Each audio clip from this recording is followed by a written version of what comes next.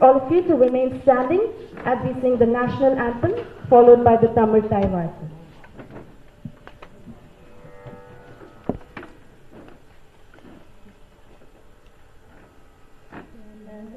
Mana adhinayaka jaya he Bharata bhagya vidata Punjab Sindh Gujarat Maratha Dravida Utkala Banga Vindhya Himachala Yamuna Ganga Uchala Jaladi Taranga तव शुभ नामे जागे तव शुभ आशीष मागे गाहे तव जय गाता जनगण मंगलदायक जय हे भारत भाग्य विधाता जय हे जय हे जय हे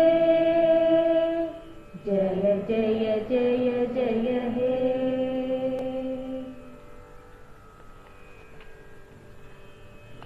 நீராறும் கடலுடுத்த நிலமடந்த கெழிலொழுகும்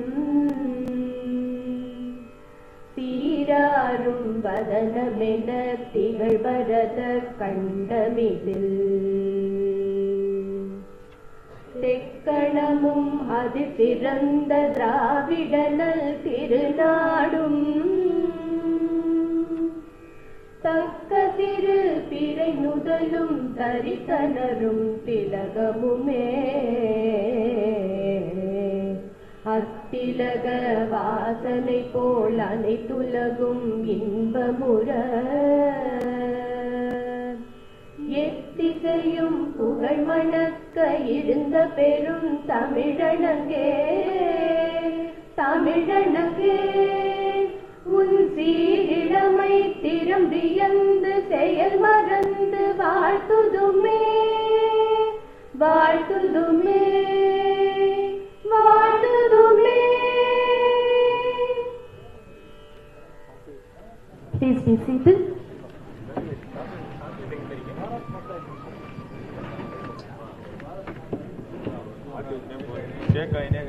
One of the most important visions of Mahakavi Bharatiyar was that of independent and empowered women.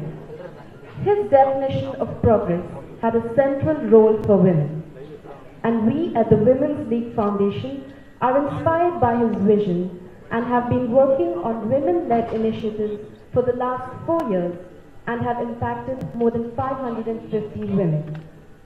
Now we will listen to the famous Bharatiyar song Parukulle Nalla Nadu.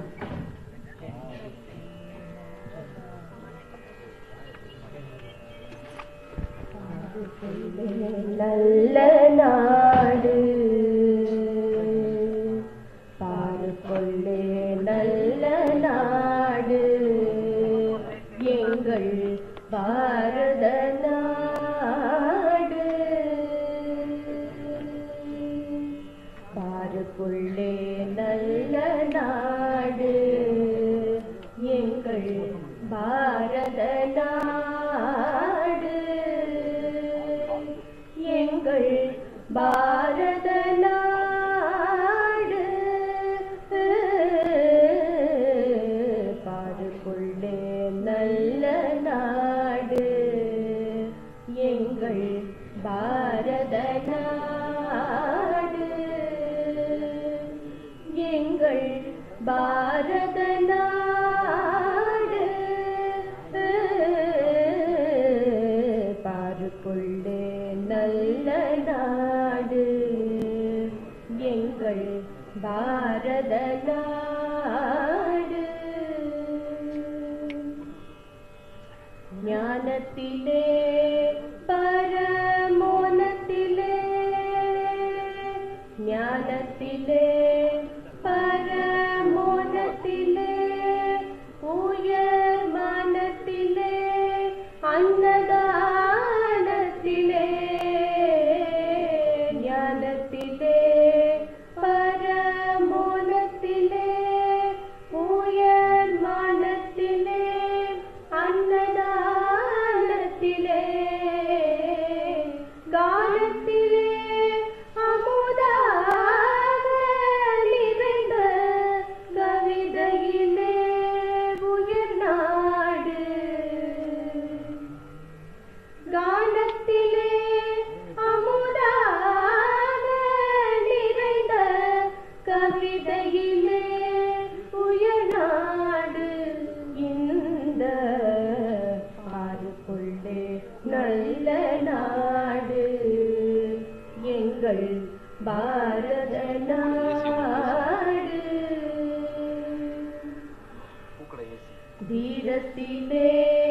படை வீரத்திலே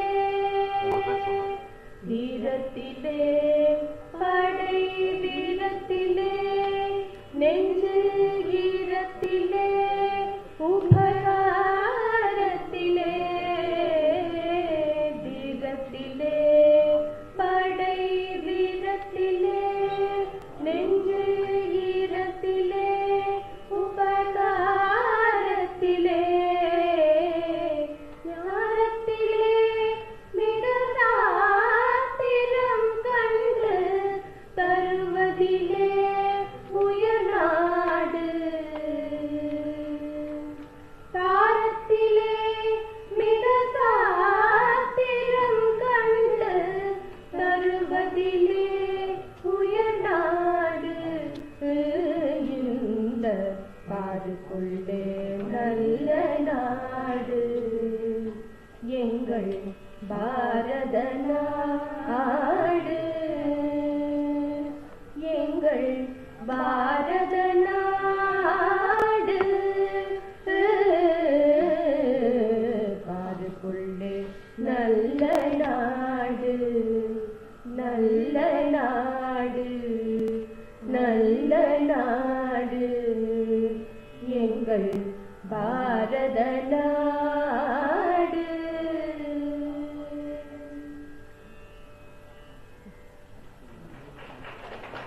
Thank you, ladies, for that lovely rendition. I now request Shri Anand Rao Vishnu Patil, IAS, Principal Secretary to Governor, to deliver the welcome address.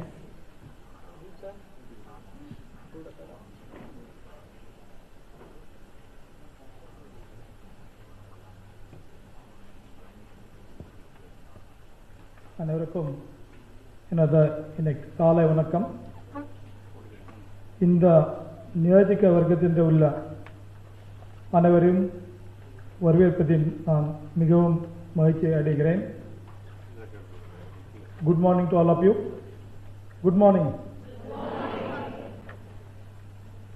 I am very happy to welcome all of you on behalf of Raj Bhavan to participate this very important program of this year. This is the Honorable Governor's interaction with you. I dare. I think very apt title for this. So many men and women, so many ladies, so many girls who are achievers in your own arena and leaders of India. I welcome all of you for this very important interaction. I am very happy to extend our warmest and heartiest welcome to Honorable Governor for gracing this occasion. You can welcome Honorable Governor.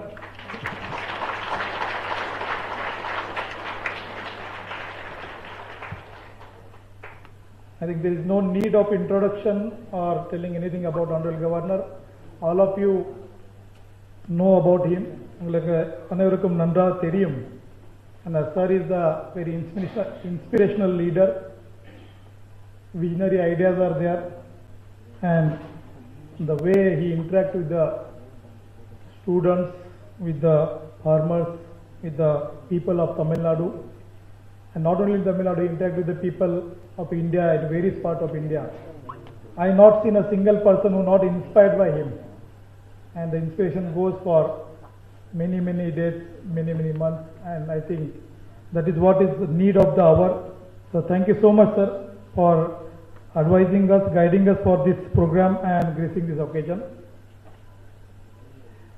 I take this opportunity to welcome Honorable Lady Governor.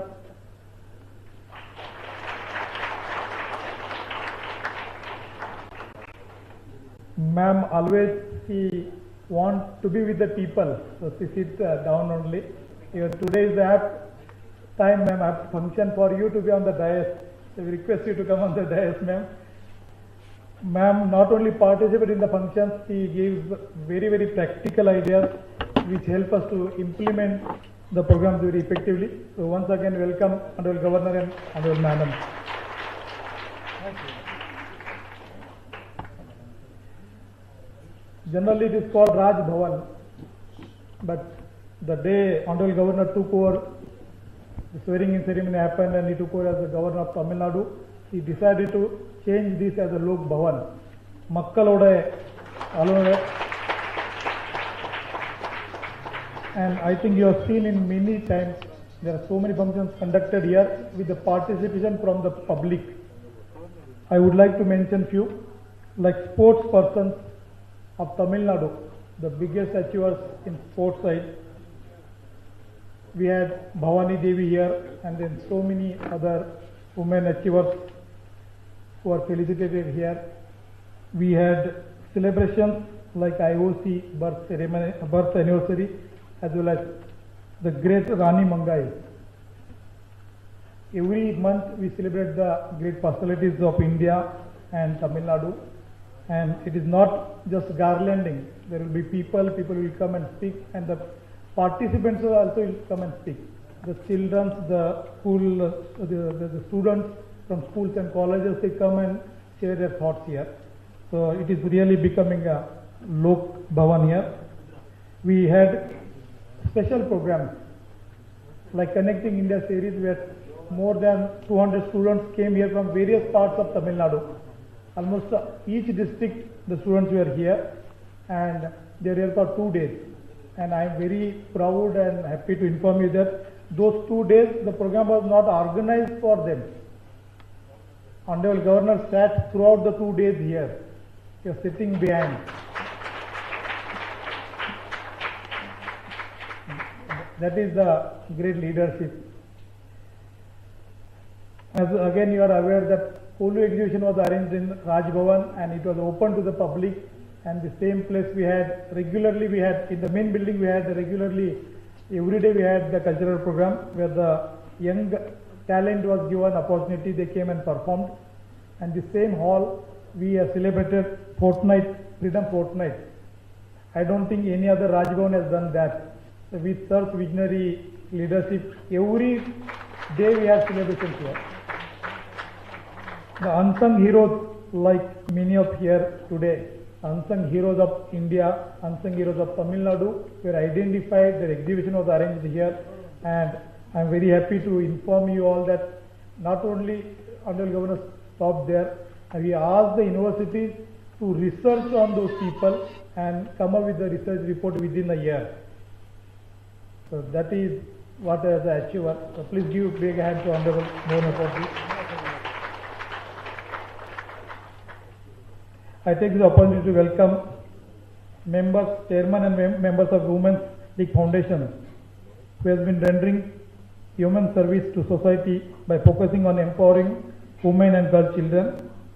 They carry out well-planned and comprehensive projects in health, education, skill development and income generation projects meant for women, community, to enable them to stand on their own feet to lead a dignified life. So I take this opportunity to welcome Ms. Divya Swapnaraj, Chairman of Women's League Foundation.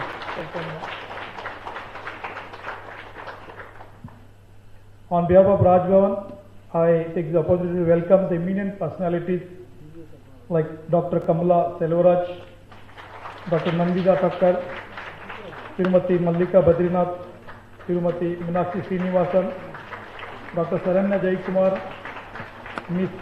Ilanganil Varivalan, Dr. S. Priya, and Dr. Vasanta Gauri. Nalla Kedakla.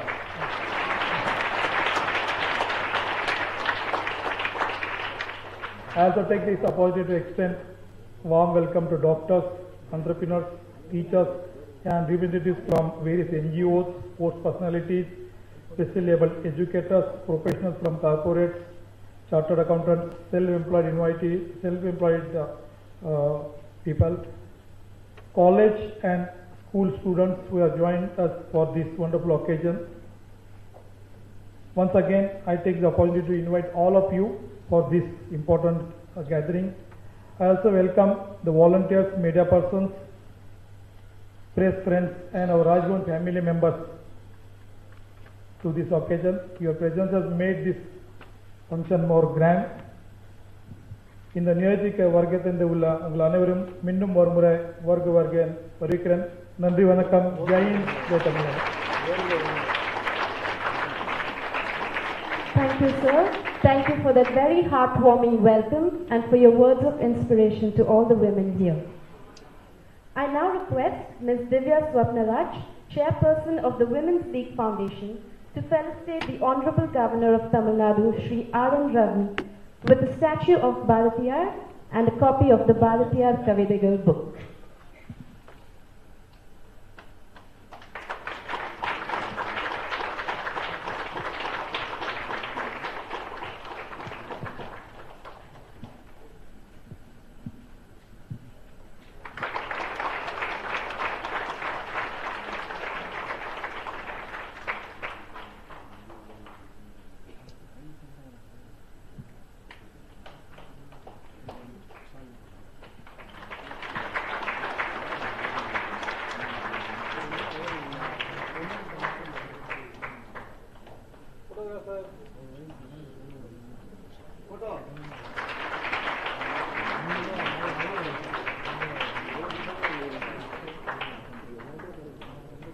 Thank you. Now may I request Ms. Divya to felicitate Lady Governor Lakshmi Ravi. Madam, may I request you to come up on the dais?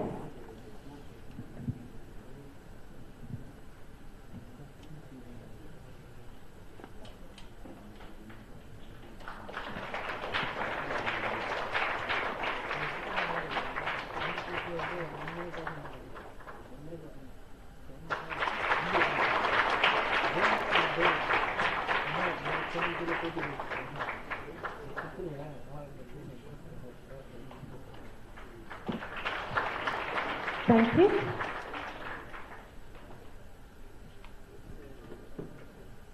Madam, may I request you to kindly stay back on the dais? All right. May I request Ms. Divya to also felicitate the Principal Secretary to Governor, Sri Anand Rao Patil, IAS.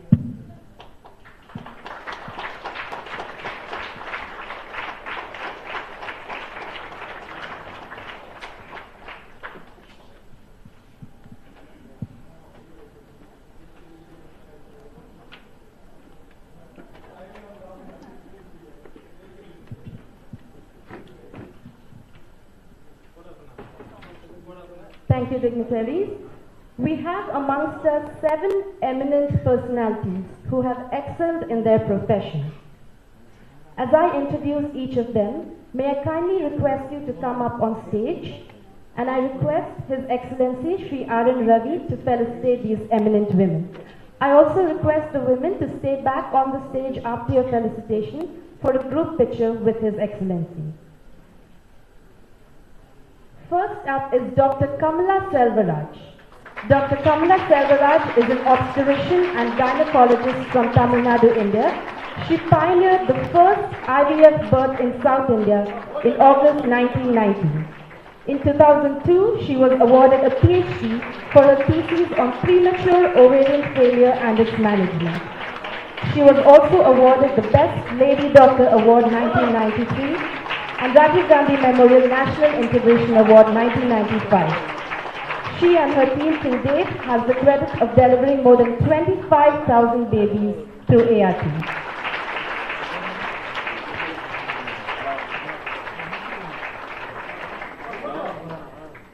Next up is Ms. Malika Badrinath, a celebrated author and culinary expert needs no introduction as she is a household name, having done many cookery shows on television besides authoring many cookery books.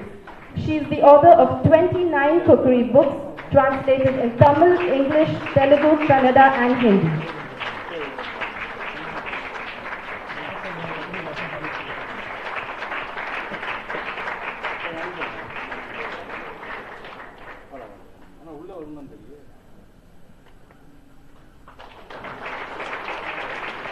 Next we have Olympian Eluvanil Valarivan, a sports shooter from Kadalur, often being referred to as the golden girl of Indian shooting. She represented India at the 2018 ISSF Junior World Cup and won a gold medal. She clinched silver in the World University Games in 2019 and also won gold at World Junior World Cup in the same year. She is an Arjuna Award in the year 2022 and the most prestigious award which is given to people who have achieved outstanding feats in the field of sports.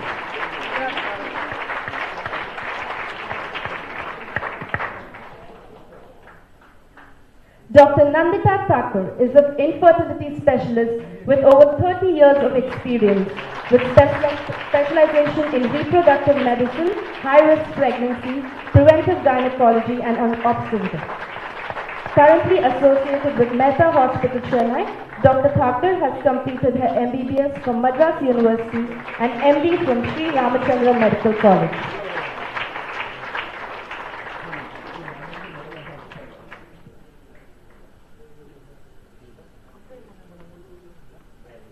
Meenakshi Amma Samayal, hailing from the economic weaker section, Meenakshi couldn't continue her schooling beyond 7th standard and had to work as a maid to support her family financially.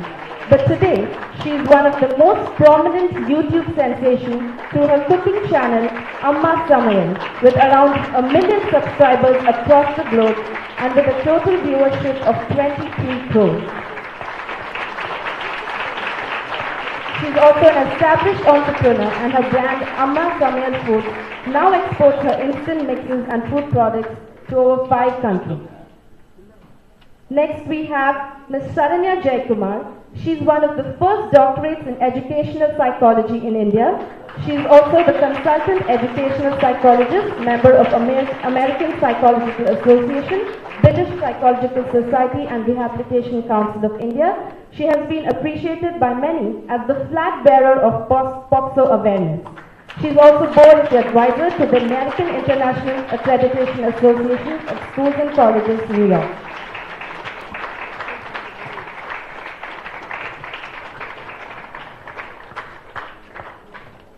Our last eminent personality is Dr. Vasanta Gauri, an ophthalmologist, educationalist and a philanthropist who is keenly interested in welfare of children and women.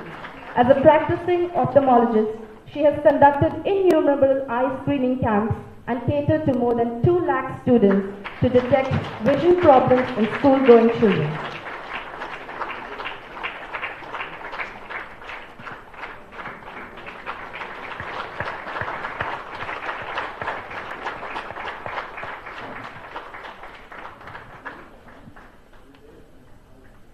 A huge thanks to all the eminent special invitees. I request all of you to stand for a group picture with His Excellency.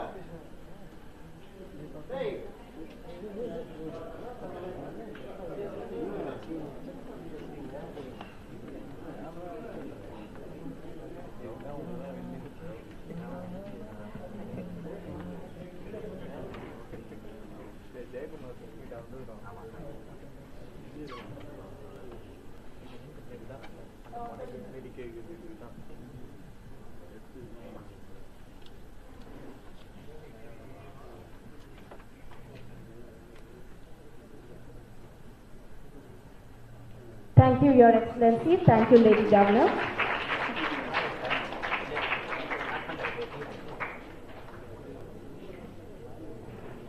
I now call upon members of the Women's League Foundation Self-Help Group, Ms. Selvi, Ms. Sumati, Ms. Madhumal, Ms. Shobi, and Ms. Nasima Begum to present His Excellency with the products made by the Women's Self-Help Groups.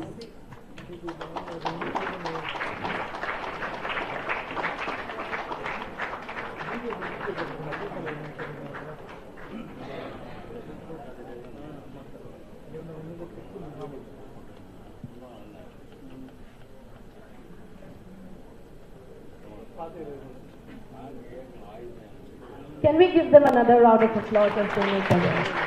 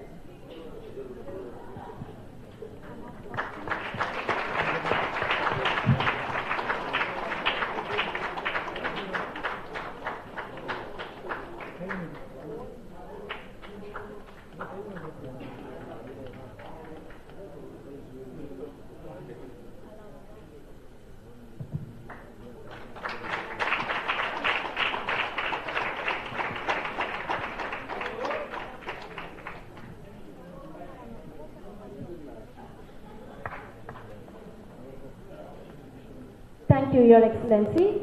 Thank you, Lady Governor.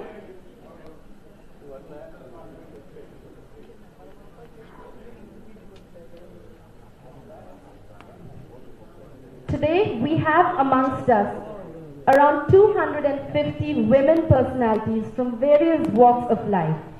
And I'm delighted to announce that we have about 85 entrepreneurs across Tamil Nadu, 6 NGOs, 9 sports players, 70 professionals from various sectors like banking, advocacy, service, a lot of advocates, and about 40 students present here today. I ask our Honorable Governor, His Excellency Sri R.N. Ravi, to address the Women's Forum on Think to Dare. We look forward to listening to you, Your Excellency.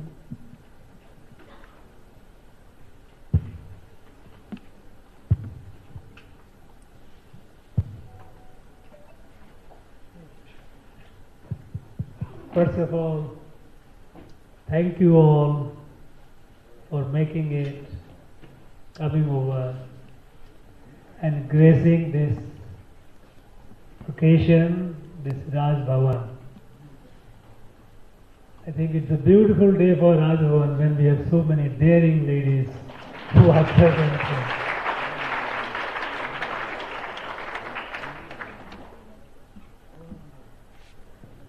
Anand, my secretary, he introduced saying that I am an inspiration, but the secret, the truth is that I get inspired when I meet you people, when I meet the youth, when I meet the entrepreneurs, when I meet people, those who are doing things, and especially those who are doing things against odds, against difficulties.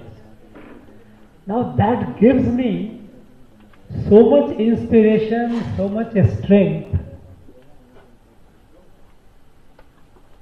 that it keeps me going. It gives me a sense that perhaps I have not done even half of what I could have done so far. So, meeting you all is indeed a great source of inspiration for me and for, I think, entire community.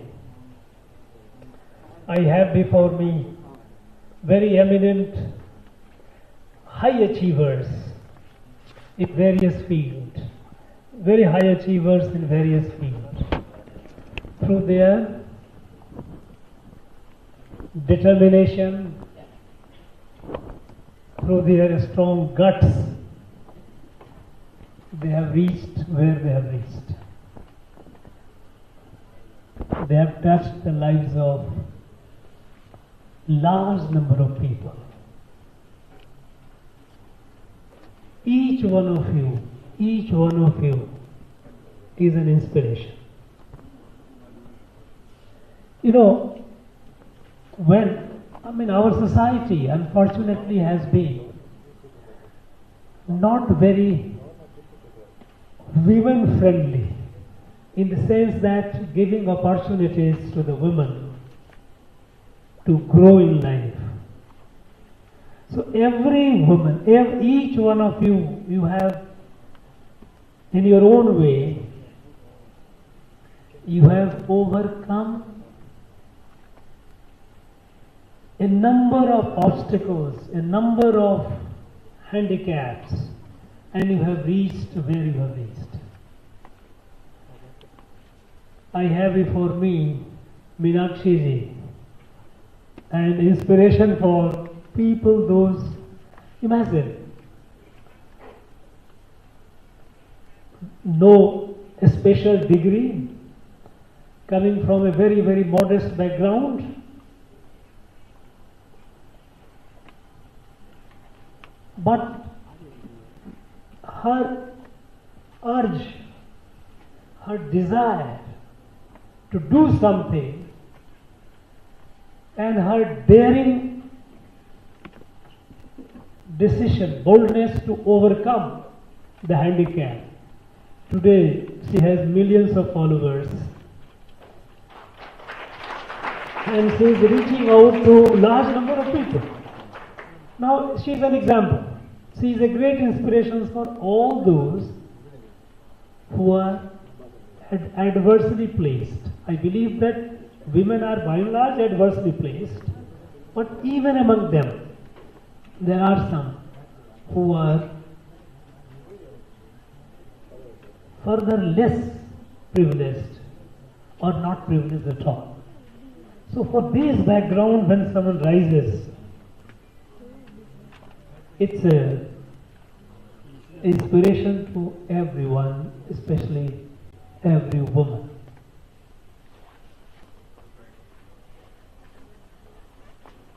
I have not named many. They're all these 8.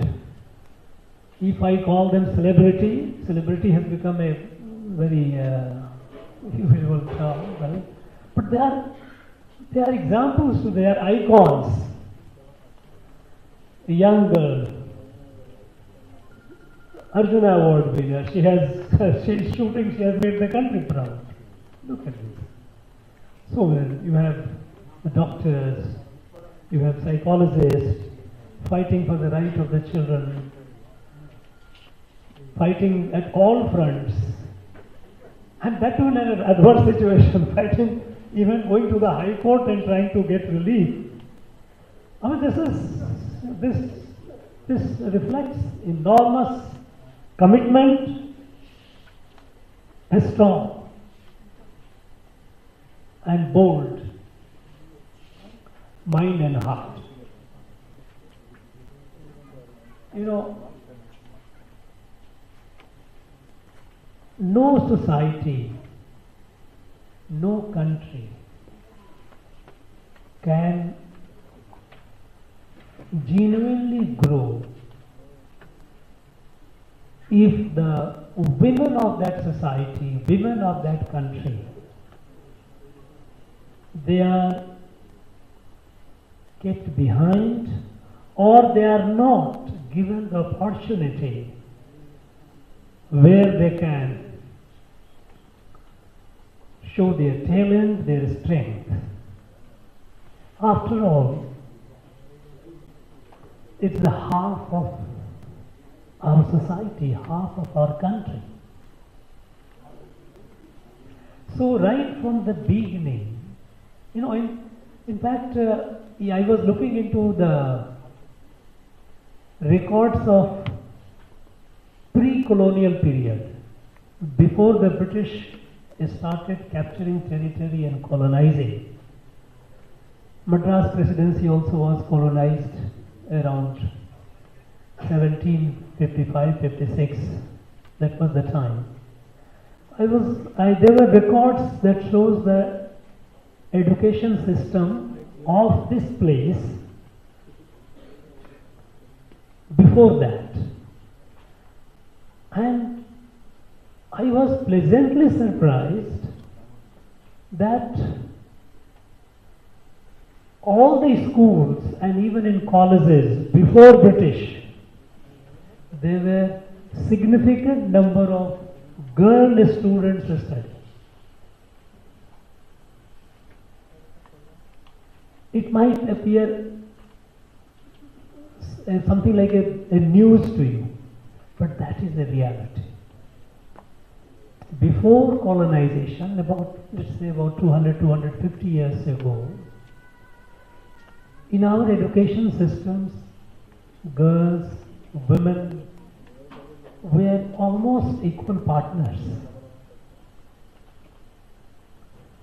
But somehow something happened and slowly the women were relegated to the home, behind the threshold of the house, and gradually they were neglected.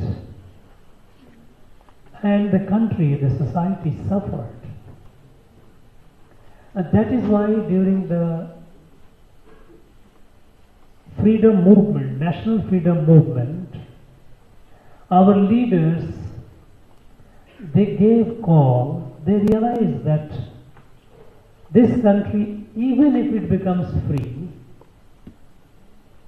from the colonization, from the British, this country cannot rise, cannot grow unless women come forward and they take the leadership in every walk of life.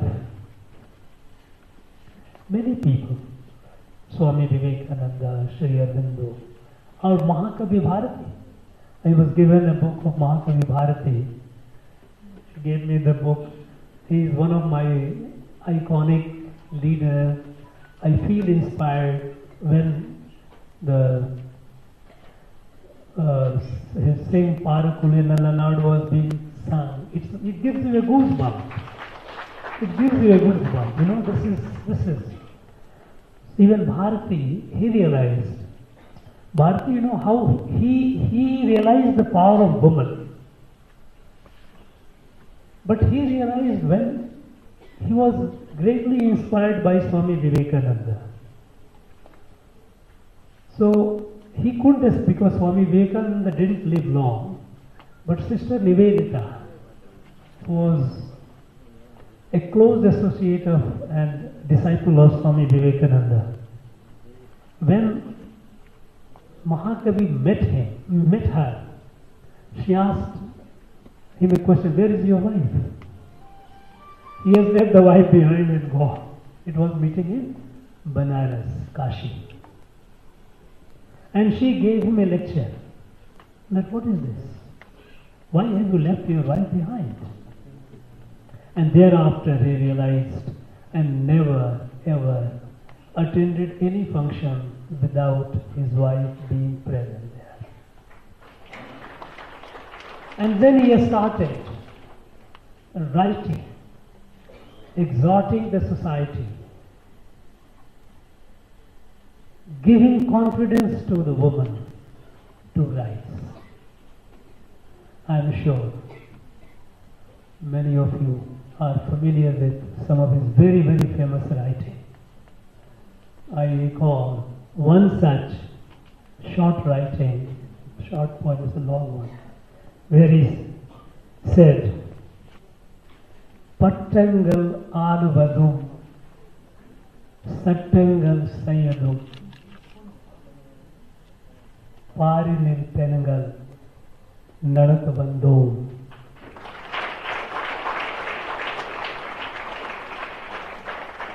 Ettum Arivinil, Anu Kinge Penangal, Ille Pille, Kana, Andrew, Kumiyadi. Kumiyadi, yes. Now, it was a call to, yes, they are not behind. You know, even after independence, we gave him constitution, equal gender equality everywhere. From time to time, laws were made. But somehow, conditions were not created for the women to rise. Giving equal right in book is not sufficient. There has to be conditions where they can come forward. Conditions where they can overcome the social barriers. As a result, it took long time long time for women to come forward in a significant number.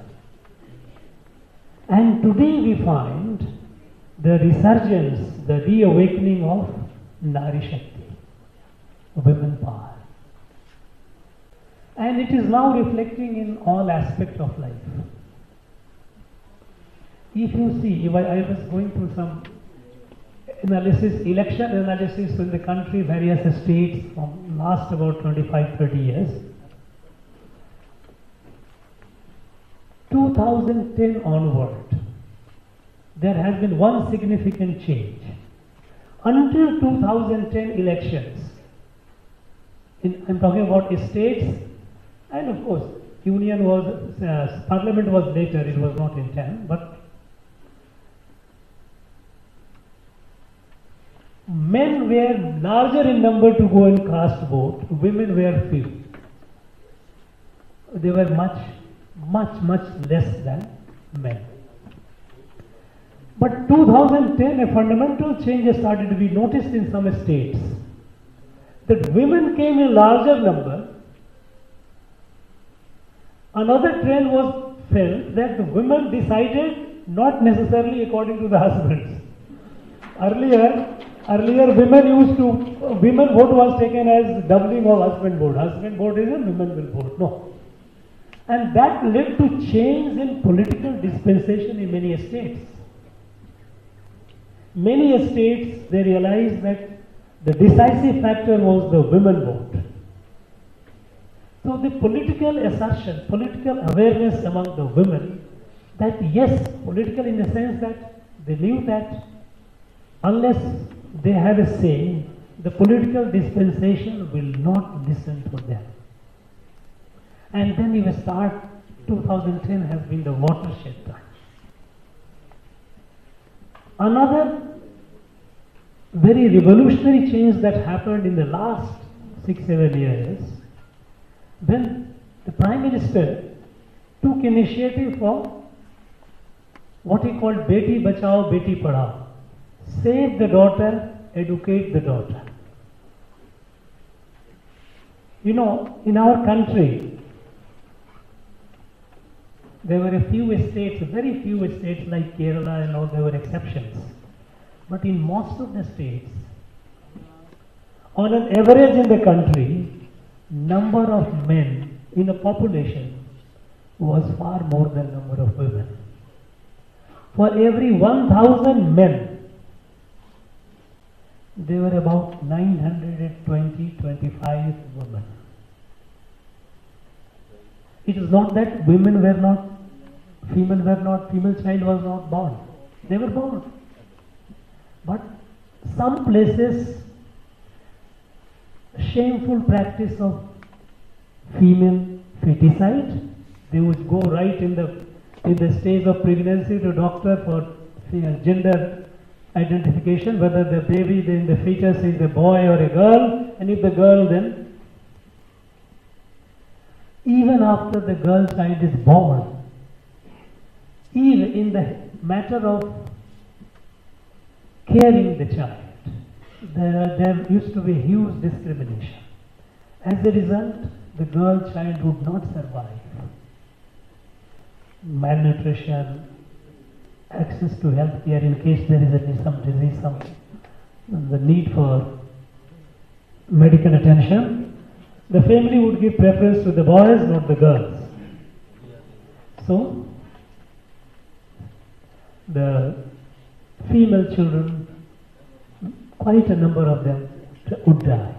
So, infant mortality among the girls were more. So, environment was hostile. Now with this collective thrust that no, we have to save our daughters, we have to educate them, and we have to give them the confidence that they deserve, they are equal partners. And I am happy to inform you that after a long time, in our country the gender ratio has been corrected. although the census, latest census result is not yet out, but there have been a number of sample surveys, and those surveys indicate that if they are true, and I am sure they are true, that today we have balanced the gender inequality in terms of number. In fact, the data suggests that we have more number of women today than men. Tamil Nadu had the electoral roll revision. You know, every election before that, time to time, election commission keeps revising the number of voters.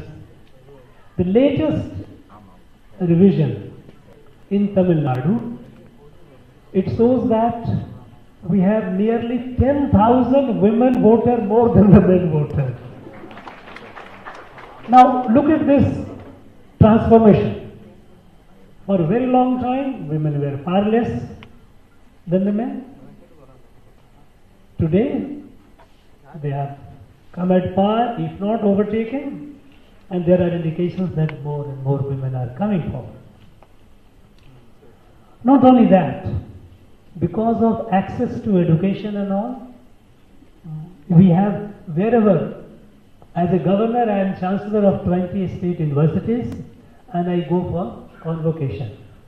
And I am extremely delighted to see that number of women graduates, the women who are taking the degree, are far more than the number of men.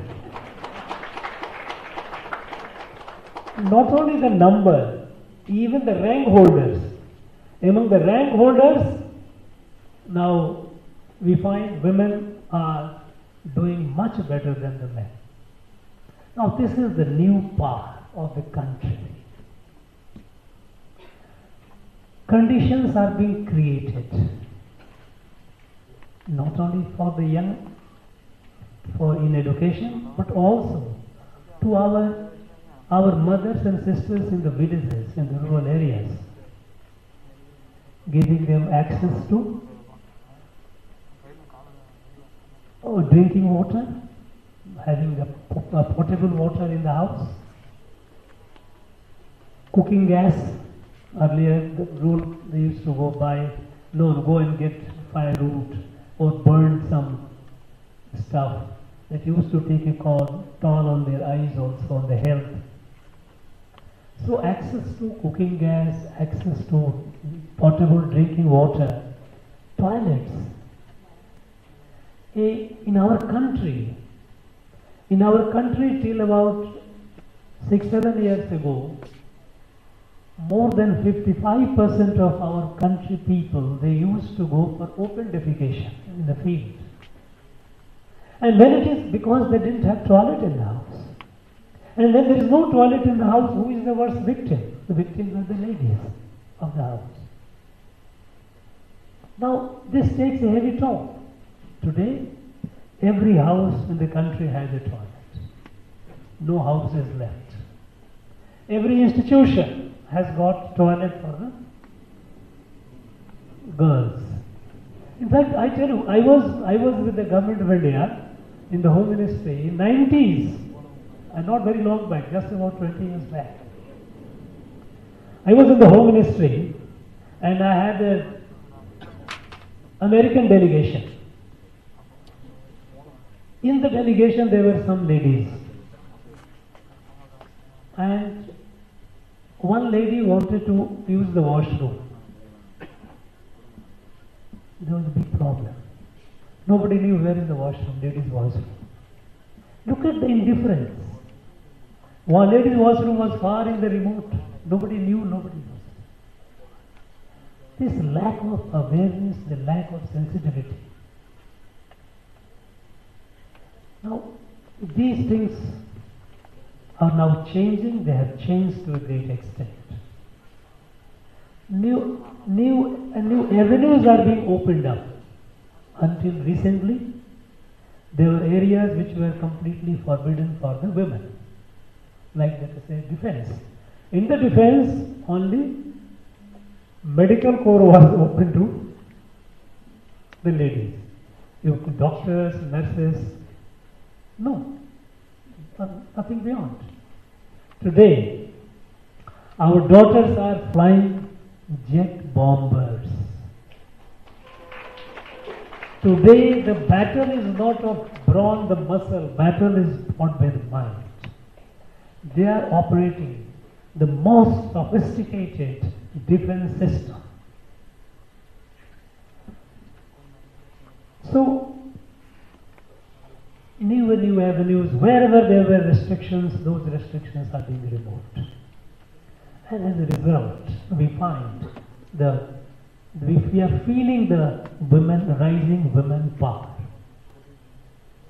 Now in this journey of rising women power, we have to cover long distance. We have not, this is the beginning. We have to go a long way. And here comes the role of our young women entrepreneurs. I know here, besides there are the high achievers, there are achievers, and there are people who have a dream, who have a desire to achieve. Now all of you are inspiration to other girls, those who will look up to you, those who will get inspired by you. Today, our entrepreneurship area is also showing a great resurgence, great rise. Today we have girls who are to go to IIT. You will find many girl engineers are doing wonderful things, incredible things, innovations, a startup.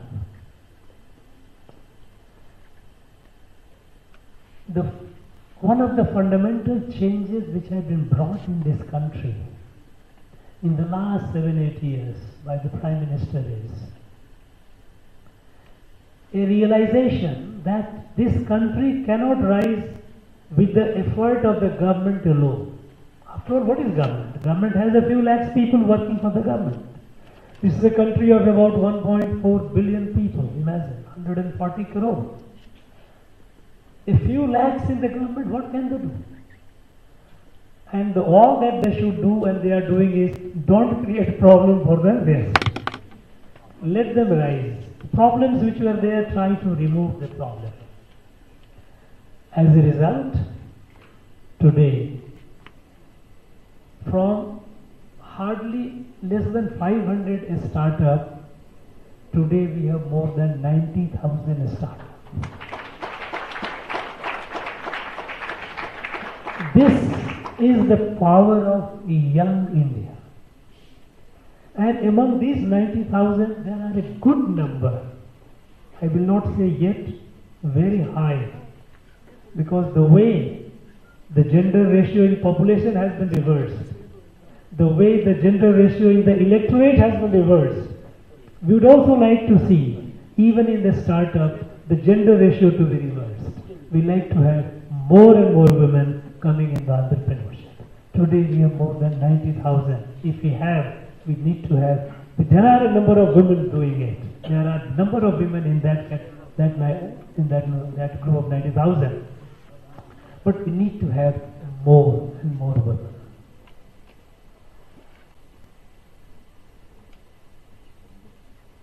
And my request to all the high achievers and those who are achievers is, for the high achievers, you have touched the lives of large number of people in your own capacity, the way you are doing in your profession. But now, can you think of consciously inspiring others? Now you are inspiring through example. Young people look at you and they get inspired.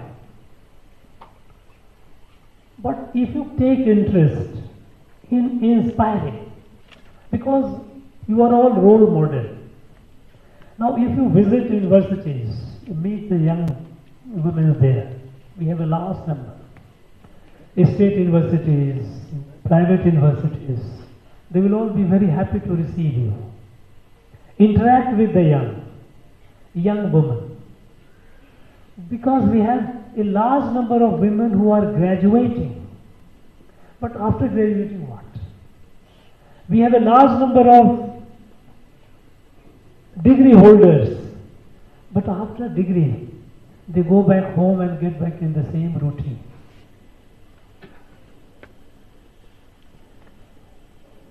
There could be constraints, but you all are example how you have overcome your constraints. So with your example, you will be able to tell your story, and that will be a huge inspiration. Those of you who have achieved something, not talking about the high achievers, others, you yourself can be an inspiration. Inspire the young ones. Because today, our country is not what it was in the past. Today, our country is taken seriously in the world. Today, we are the fastest growing economy, large economy in the world. When the rest of the world is facing recession, it's like a global recession. After pandemic, COVID, entire America, Europe, their economy is in a bad shape. That is affecting our economy also because their economy is a slump, demand is less, our manufacturers are also suffering. But despite that, our economy is the fastest growing economy in the world.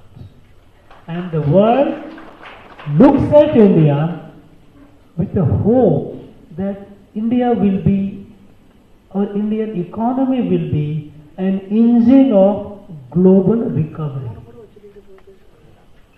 And this is New India.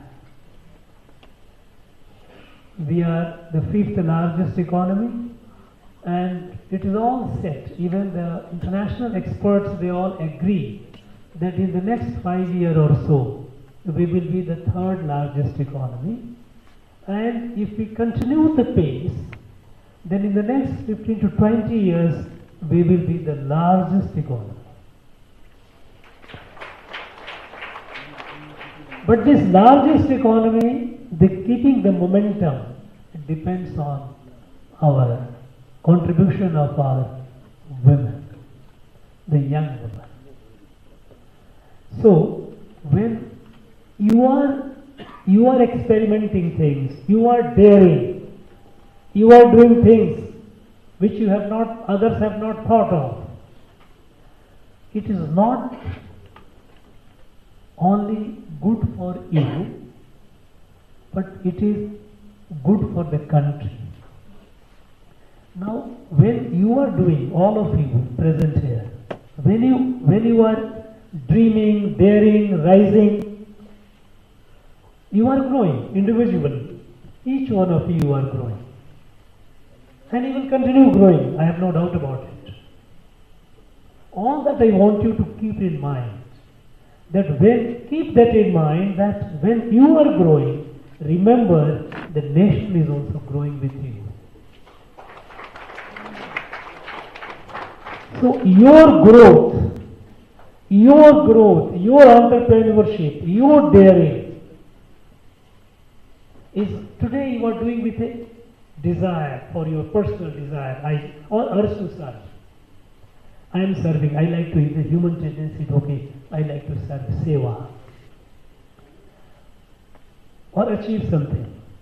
But just expand the bit of thinking and say that this journey in my life or in my career, I am also doing for the country. Because country doesn't grow just like that. It grows only when you all grow. Only when the citizens grow. Only when the citizens become productive. The country automatically will grow. Doesn't need any other magic. Magic is here. So with this consciousness, please to keep that in mind, keep inspiring, and build the new India. Because we have set a target that in the next 25 years, India has to rise as the leader of the world. When I say India has to rise, what I mean to say is that today the world is facing a number of crisis-like situations. The worst crisis is going is the climate crisis. Climate crisis, we have recklessly destroyed this earth with the reckless exploitation of its resources, deforestation, siltation of river by reckless construction, obstructing the path, siltation, excessive use of carbon-based energy, fossil fuel. All these have led to rise in temperature. Earth is heating up.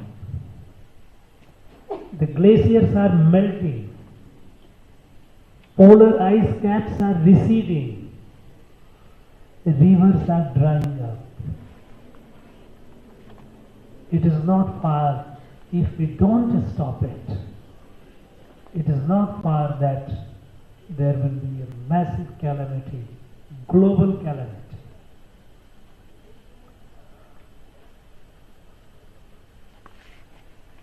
And those countries who are responsible for it, they are not thinking much about it. They talk about it, but they don't do much about it. It is our country which has taken resolve to move away from the carbon, fossil fuel to clean energy, green energy. And we have set a target that by such and such time we will be fossil fuel free. By the way, you will be happy to know that in this last 5 to 6 years, we have already achieved 40% energy coming from clean energy. In our country, when we started in 2015 that we will move to clean and green energy, not fossil energy, people thought that India is a developing country. How can you? Is it possible? It will slow the growth. But it has not slowed the growth. In fact, we are growing the fastest. And 40% of our energy is coming through clean sources, either solar, wind, hydro, renewable energy. There is a greater thrust now. Now we are investing a lot in green hydrogen. Hydrogen, you all know, it is there all around and all. In the water, the main component is hydrogen. Plenty. We are by 2030, means next 6 to 7 years, India is going to be the largest producer of green hydrogen in the world. And we will be providing energy to the rest of the world. So, on the climate crisis, this country is showing the way. Even we are having, today there is a greater thrust on green farming. You know, we have states which were very progressive. Punjab till 1980 was perhaps the most prosperous state in our country. Agriculture of Punjab used to be average 3 times more than the national average. But excessive use of groundwater, excessive use of chemical fertilizer. Today, unfortunately, the Punjab agricultural output from 3 times the national average, it has come almost nearly half the national average. Look at the downfall. Lands have turned barren, infertile. Water tables have gone down. And all this has happened within 25 to 30 years. It doesn't take long. This is what happened. So there is a greater thrust on natural farming, organic farming. You might have read in the newspaper, you heard in the parliament also what is called millets. There is a greater thrust on millet. So we are making fundamental change in the way of energy production, in the way of soil conservation, in the way of farming, our food production, fundamental change. And these changes are now showing to the world a way, a new way. Take the case of global pandemic. When global pandemic happened, nobody in the world knew how we are going to come out of it. And it affected everyone. It didn't spare anyone. And when, in that period of gloom, when some advanced countries, they developed the vaccines, at the time we all thought that, look, I think now the people will realize that how interconnected we are. Imagine a virus coming from somewhere in China, spread the whole world. There's no point in blaming anyone. The point is that somewhere, some part of the world, a virus emerges and it spreads the whole world. And it starts killing people. And at that time, when some countries developed vaccine, they thought that the compassion which is there inherent in human being, that will show the way. And I think they will become lending a helping hand to the poor. But it didn't happen. When the advanced countries developed the vaccines, they raised the price of the vaccine. Opportunity, imagine. Like a vulture, you will start looking for opportunity, make money in a distress situation.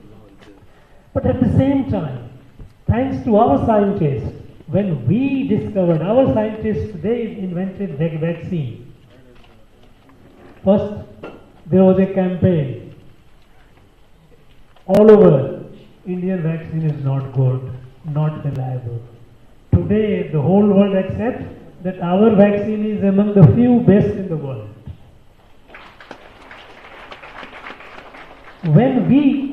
Our scientists, when they invented the vaccine, we gave vaccine free of cost to the people in over 150 countries.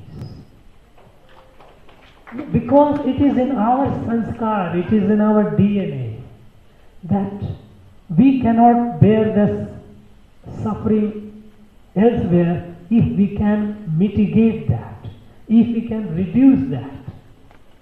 And this is Bharat.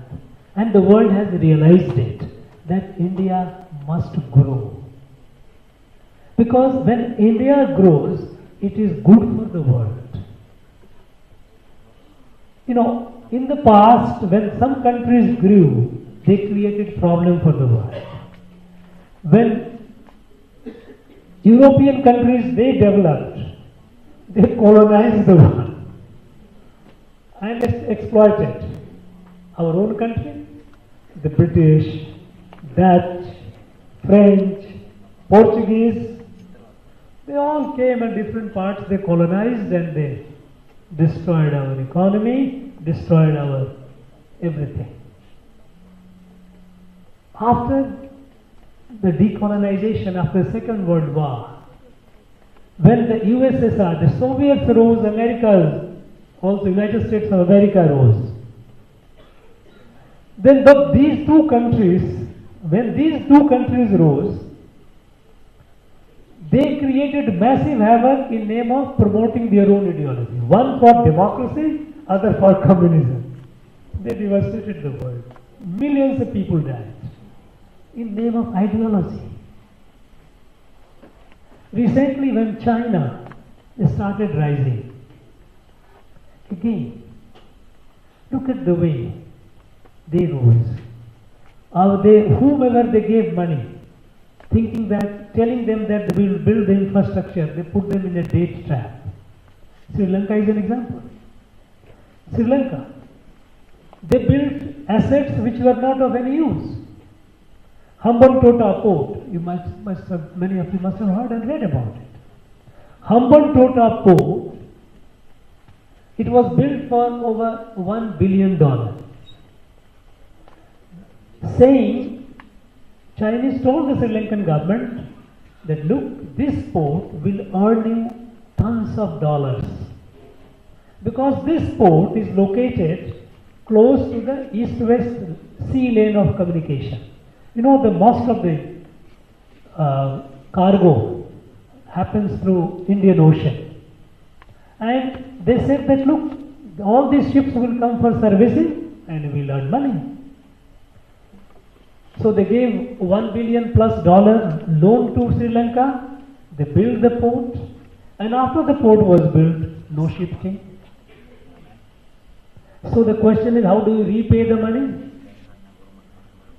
How you repay the loan? Sri Lanka was not in a position. They fell into the trap.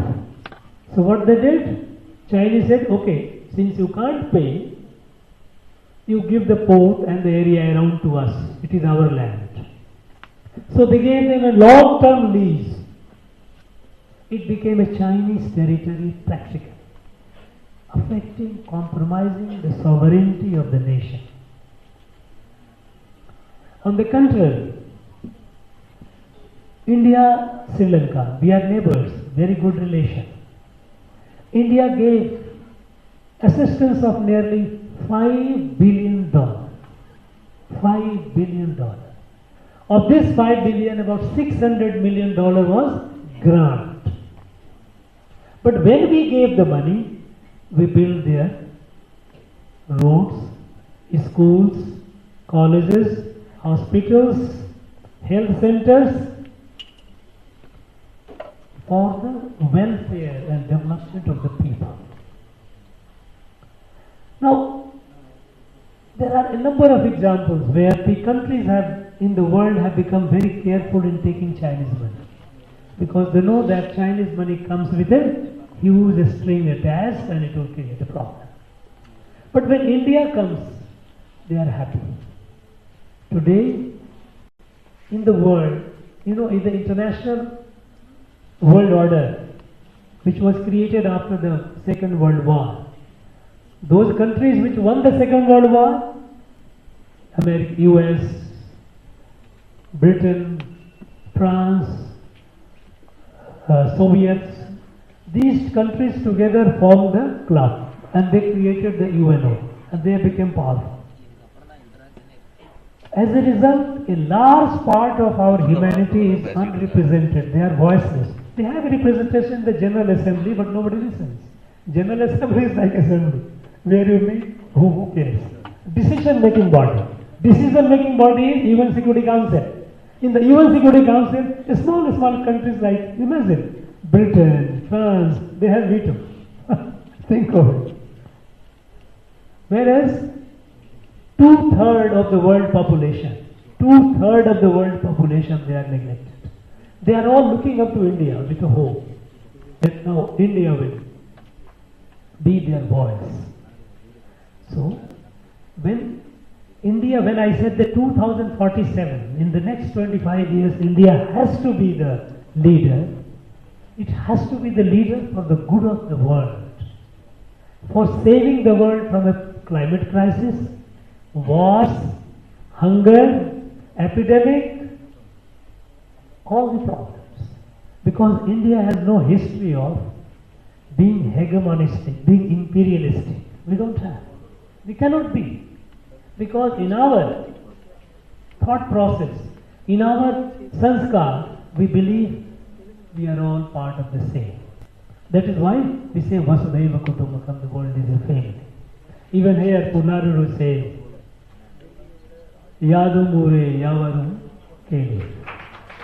This is nothing but this reflection of the same. We are all. So this is our sanskar. This is our DNA. So the world looks at us. So we have a responsibility. Then in the next 25 years, we have to make this country the leader of the world. And each one of you, especially the young ones, I would say younger ones, I don't know, you have a greater responsibility. We are very fortunate. We are very fortunate because at this historic moment, we are at a very, very historic moment. In the history of this country, this is the first time that India Rise is being seen. World looks upon India with expectations, and we see the comprehensive growth. We are a witness to it. What is happening? It is happening in our lifetime. Not only that, we also have an opportunity to contribute to this rise. Now, in what way we can contribute? What way we must contribute? We must do that. And here are the examples of daring young women. You are the future of this country. You are the pride of this country. I am sure in coming days you will make all of us proud. I think I was told that it was supposed to be interaction. It has become a monologue. I have been talking. I would like to hear your questions if you have. I would like to hear you.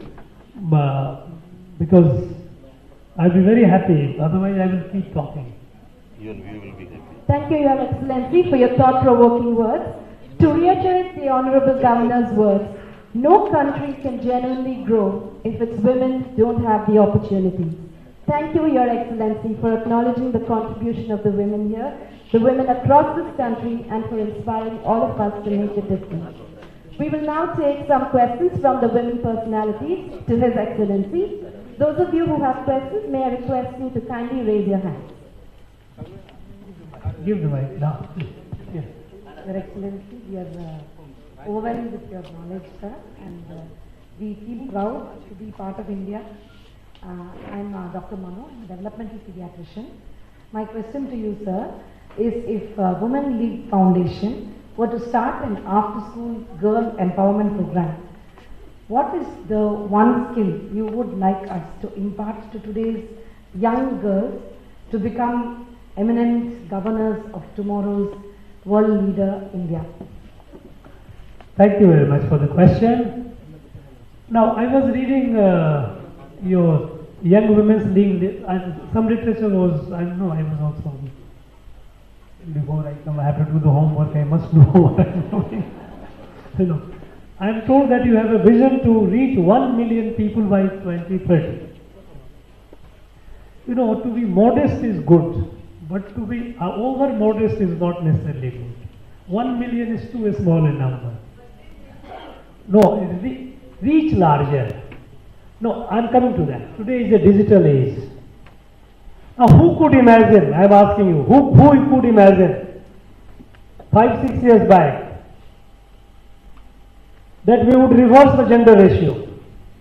Who could imagine that 55% people going for open defecation, nobody will go for this? Who could imagine that we will be able to take water, drinking water to every household? We are doing that. Cooking gas to every household. You have a very big dream. You have a long courage. You have a strong courage.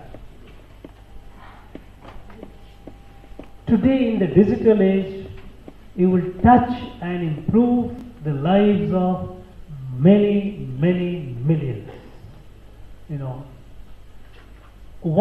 said, Doctor, what is the one thing that Young Women League should do to our young entrepreneur, young ladies?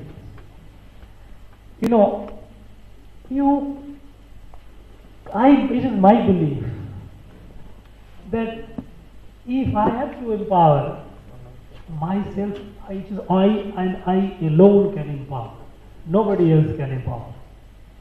I came from a village where there was no electricity. I saw the electricity only when I reached college. I used to walk 8 kilometers one way to go to my school, right from middle school. I had a primary school nearby. I had to 8 kilometers going and 8 kilometers coming, and many times in the summer. In rainy season, for miles together, I had to lift my trouser and chappal and walk in water. But there was something, I thought, I must do something. This confidence is that you need to keep. Each girl I often address when I talk to the young people, I say, our young students, when I meet them, I tell them, you are like seed of a banyan tree. Seed of a banyan tree is so small, tiny. But in that seed is hidden a mammoth tree.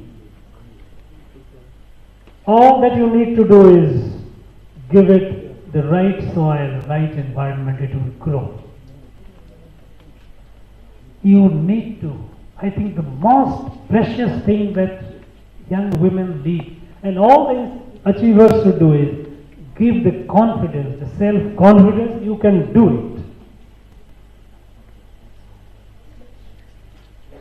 We have, it's a God's unique, humans are God's unique creation. Our ancient scriptures say that divinity is in all of us. So everyone is divine. Our potential is limitless. The sky is the limit. If only I realize I can do it, I have the courage, I have the vision, I have the boldness. So give them a sense of self-confidence that they can do it. Dream big. Dream big and have the self-confidence. There is no barrier. No barrier in the world that will stop that person from growing. And when the hardship comes, when the adversity comes, and what is a life without adversity? It's all boring. I really pity the people, those who are, just with a silver spoon in the mouth, you grow and taken care of. The adversity is like fire. The gold shines when you put it in the fire. Your muscle grows when you challenge it. Otherwise, the flood.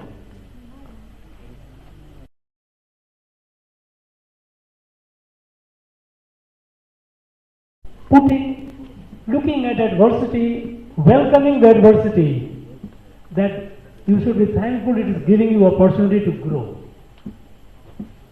Harder the adversity, greater is the resolve. And then you see the best comes out of it. Everyone is a diamond, uncut diamond, polished. This rubbing, toughening, that is what. Many a times I have seen, and I feel sorry, we are all parents, we try to give the most possible comfort to our children. Children should not be any inconvenience to or discomfort to child, you feel bad. But somewhere you need to think that you give the essentials, but you must prepare the child for facing the world. And world is not a bed of roses that you have to struggle, you have to face that one. So one lesson which I think your league should do is how to develop, give them the confidence, self-confidence. Tell them that you are the seed of a banyan tree. There is a big tree hidden in you, and if you don't grow, it is your loss. It is a loss to your family and loss to the country.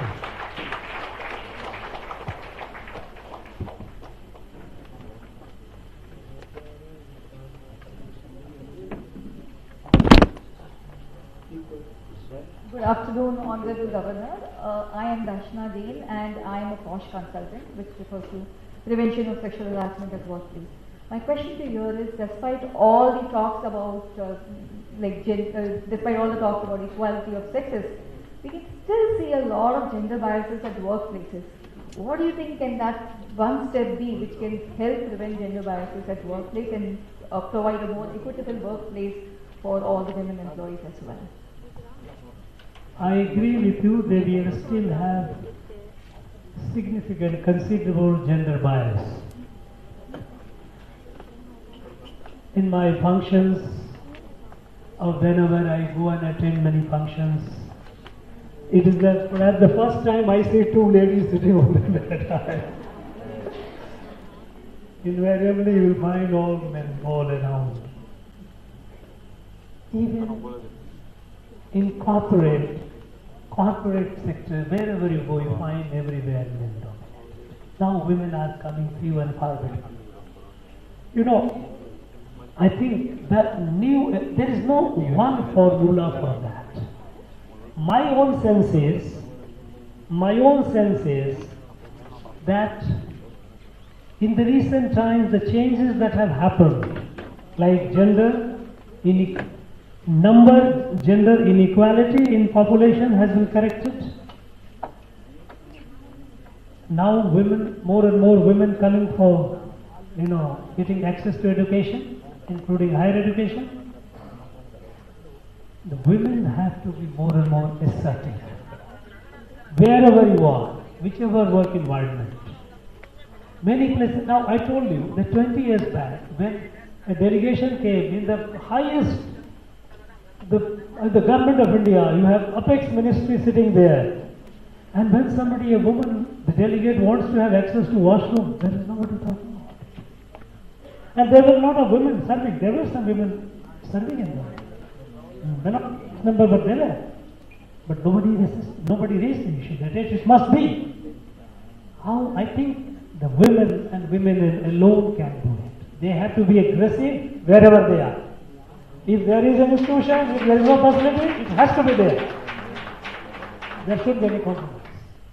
And then the change is irreversible. It is happening. And you will see in the next 10 years, the change far more than what we have. But in this change, each one of you are this agent of change. Wherever you are, whichever place you are. See that, yes. Things improve. Environment becomes women friendly. Yes, next. Good afternoon, sir. I'm Dr. R.C. Arun. I'm an international athlete. I'm a Commonwealth powerlifting gold medalist. My question to you is, see, I'm into fitness, into sports, so I follow fitness. What do you suggest to prioritize health and safety for women? Look,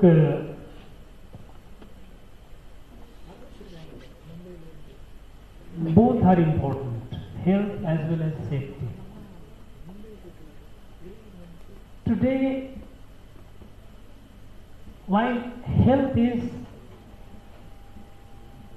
is something which is individual centric, an individual has to be conscious of it, and more awareness there has to be. And I think there is a greater awareness today. And since you are in the fitness domain, perhaps you would be far better than I am to talk about it. Both are, it is something, it's not either or. Often we try to put a problem, a situation into binary, that either this or that. I think every problem need not necessarily fit into this binary of either or.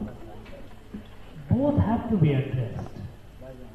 When it comes to health, it is well known that women, for various reasons, for economic reasons, for social reasons, for even biological, physiological reasons, women have larger exposure to health risks. So there has to be greater awareness about health among the women.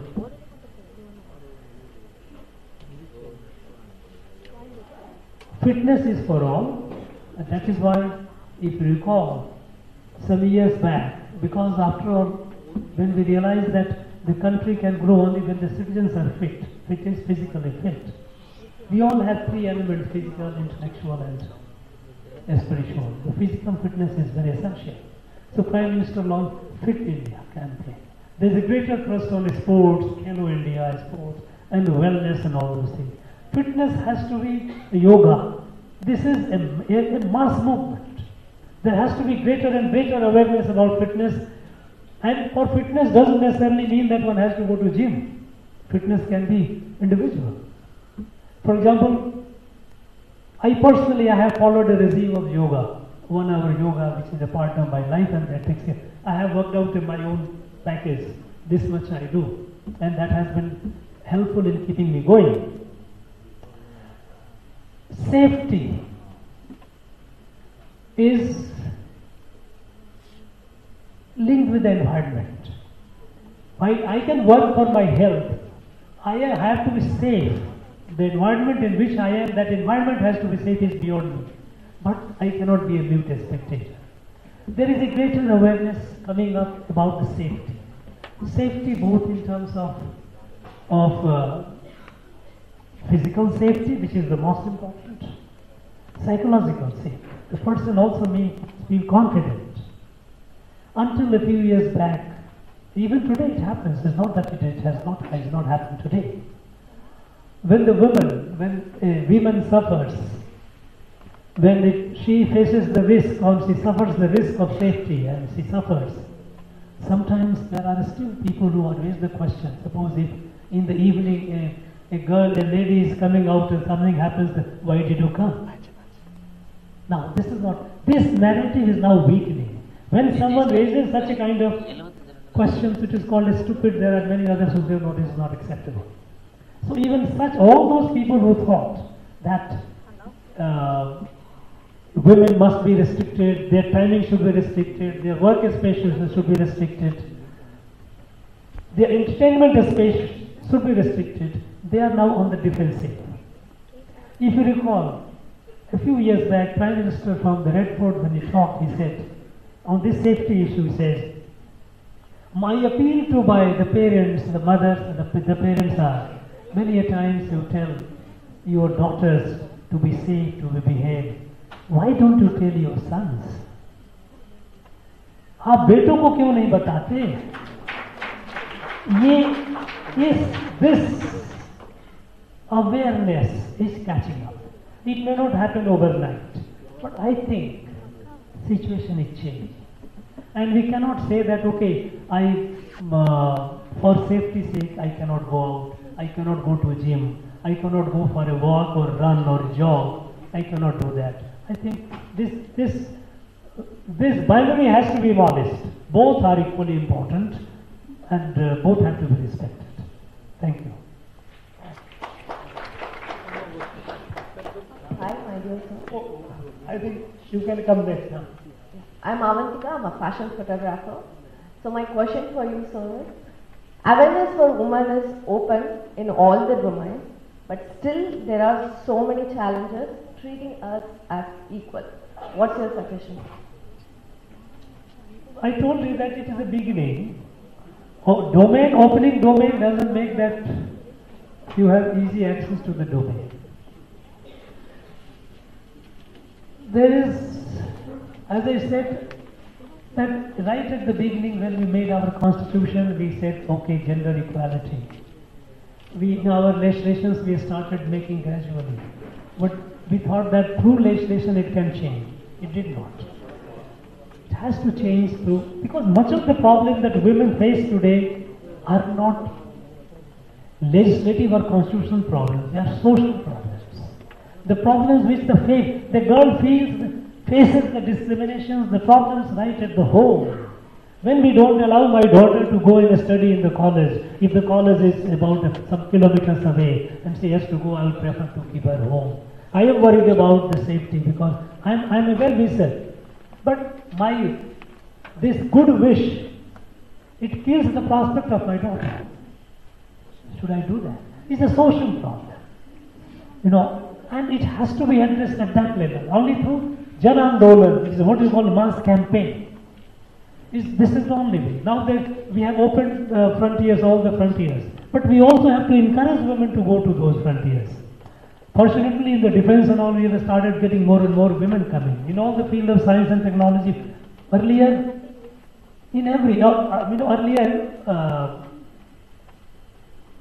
every parent thought that my daughter should be okay, should be a doctor, or maybe a teacher, or maybe a professor.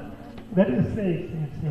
Today, you go to engineering colleges, go to IIT. IIT today, though it is far below that what it should be, nearly 40% of the students at IIT are girls. I would like it to be more than 50%, but that is what it is. More and more, and they are engineers. Not only doctors, engineering is a tough job. They are going out in the field. So I think this awareness will take care, and there has to be a more and more campaign. Thank you. Yes, yes, ma'am. Hello, sir. Excellency, it's a pleasure meeting you for the second time. I'm Rakhi Kapoor, an author, a prenatal counselor. Ma'am, I've handled so many couples of yours coming to me for the pregnancy. So what I want to ask is, I'm going to ask the first lady to speak, if I may have the permission. My husband says this one thing, that when I come home and I see that smile on your lips, that's what makes me take on the whole world. So as much as we are talking about women empowerment, let's understand that how much ever we are creating the woman to become powerful outside, she cannot undo the duties of a wife, a mother, a sister, a caregiver, a teacher. Today we are honoring obstetricians, doctors. They take care of children, baby, mothering, pregnancy. It's a huge challenge balancing career, family. What I really loved about ma'am is she came in here and she sat down here.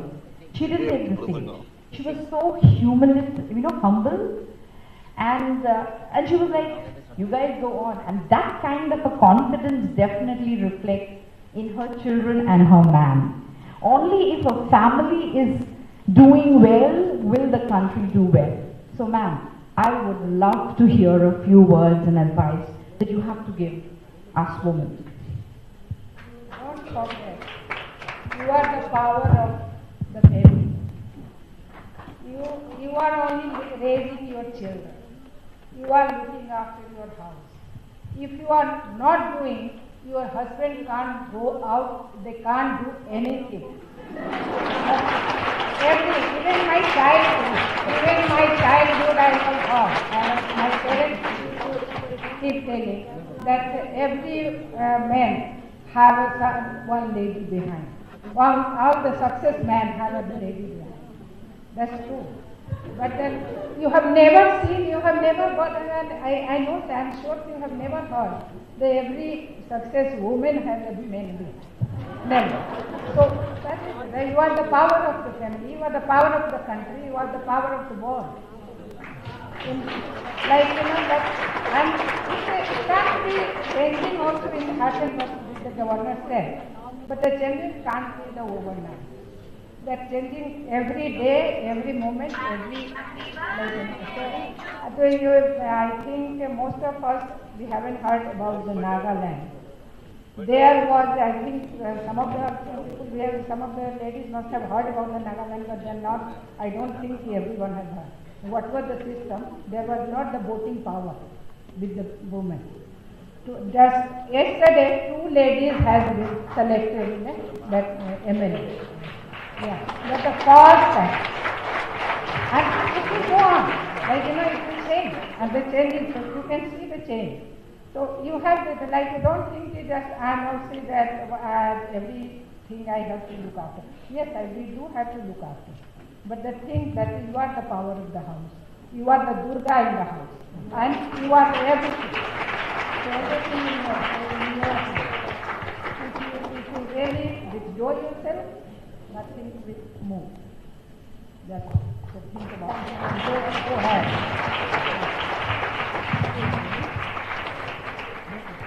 You know, what she has said is absolutely 100% true.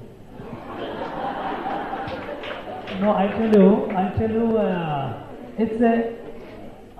any point, there were many occasions. We have grown together. Ours is an early marriage. At every point, I might have got maybe a larger education and all that, but there were many critical moments when she stood like a rock. There are moments, I was not all the time like a governor and always moving. I have gone through many odds, many odds. There were many occasions which could have been absolutely wrecking. But the power of this one lady, that yes, and when you have the lady you have the power to take on the world. That's a fact.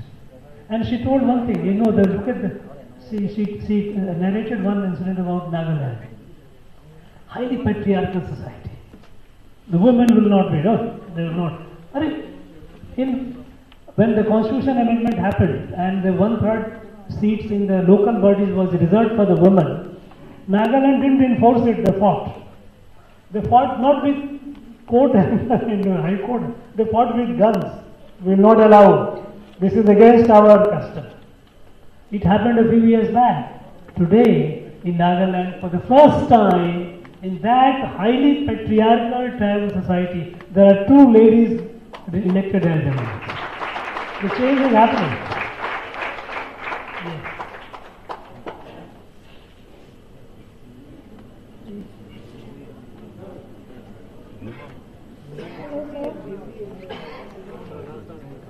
Yes, sorry.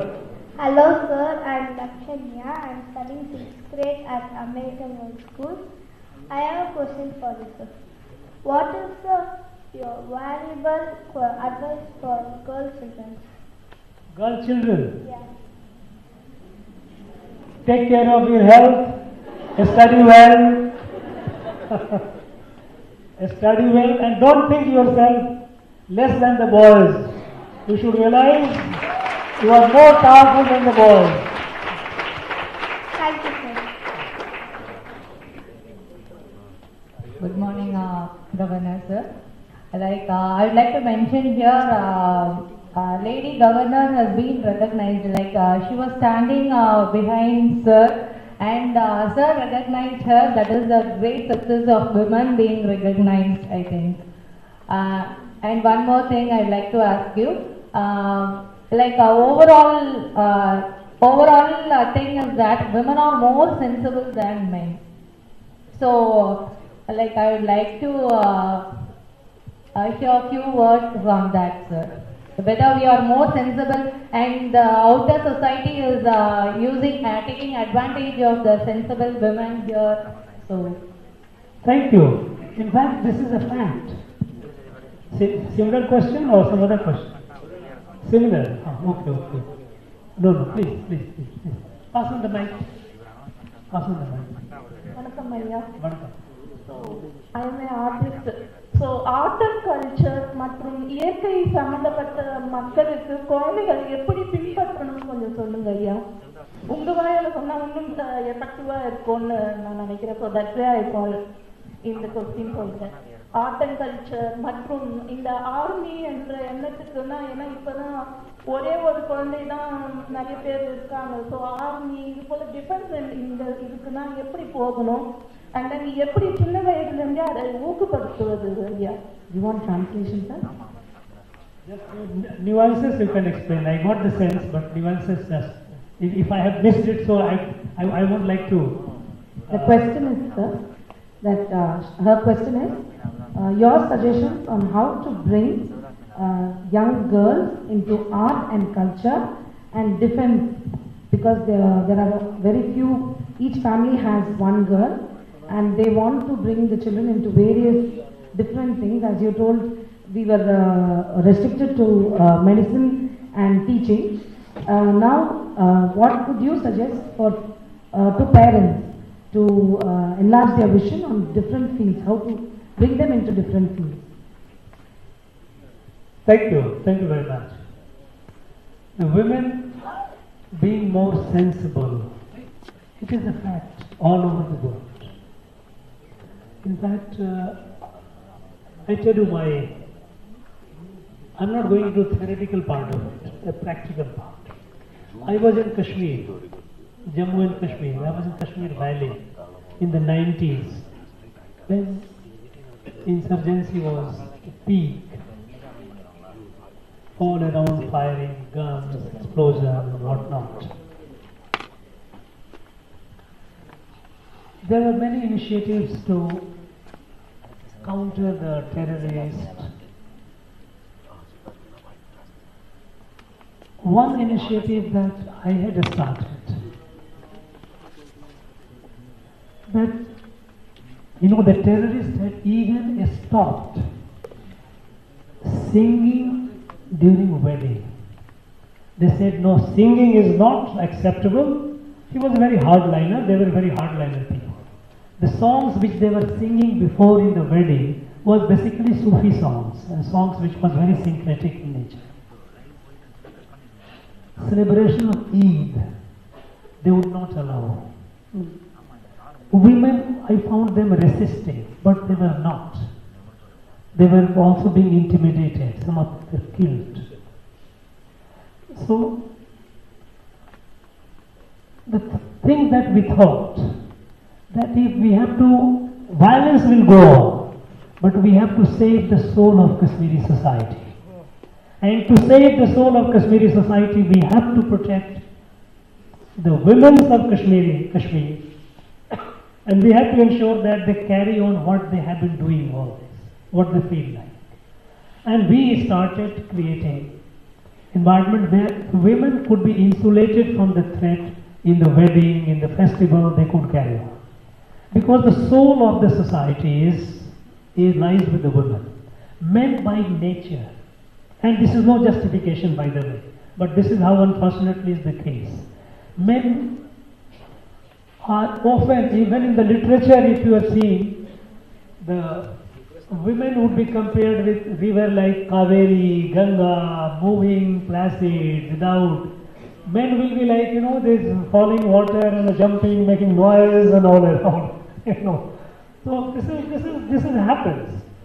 So this saving the women are more sensible, and that is what we believe, that more and more women coming to the leadership position, it will make the world a better place, a safer place. I think I have no doubt about it. I think even in Ukraine and Russia, if the two countries' leaders were women, there would not have been fight like this that is happening today. Coming to this art and culture, again, art, if you look at this, most of the thing that defines the identity of a society or a country, they are actually carried on by the women, because they are the people who are not only the custodian but the guardian of our tradition. In any house you go, ask women, ask men, they know nothing. They only will know about, they will talk about global things, they will talk about politics, they will talk about all these things which are irrelevant in the house. But when it comes to something about how to conduct something in the house, some work, I'm not talking about kitchen on, I'm talking about traditional. Something happens, there is an occasion, how to conduct the rites, how to conduct the ritual. It is the women who know it. Now, art and culture is a domain which are very, very important for us, because it is that which defines us, that is our identity. When the British were ruling here, and when the call for a total independence was made, they said, no, British must leave. Initially it was only for home rule, give some power, give some. The reason given for was that the British rule has ruined this country culturally and spiritually. So cultural destruction. Destruction of culture is the worst destruction. If a building is demolished, you can construct the building. What is big about it? If some infrastructure is destroyed, you can build it. But if the culture is destroyed, you cannot rebuild it if it is destroyed. It has to be sustained. So there has to be greater emphasis on our culture. And in this domain, I think it is very obvious, it is the girl children and the women who have been excelling, they are the ones who have been. Go for anywhere, from whether it is here, Bharatanatyam, go to Kathakali, go to Manipuri, go to Odissi, all the dances that we have, which is one part of it. Even in music, we find painting. There are men also who are doing it. It's not that they are not, but the women are there. Because they have finer sensibilities. Culture is not about gross. Invariably, men are associated with gross. Things which are crude, gross. Things which are fine, refined, sensible. Mainly, invariably, it is the woman. Women are if you put it as a balance of this one, in the Ardhanarishwar concept, if we have the half and half, it is the crudeness is balanced by refinement of the woman. This is how the balance grows on. So I think women will continue to be the custodian and guardian of culture. I don't think there is any alternative to that. Thank you. Thank you. We will take just 2 more questions from the delegates. Please.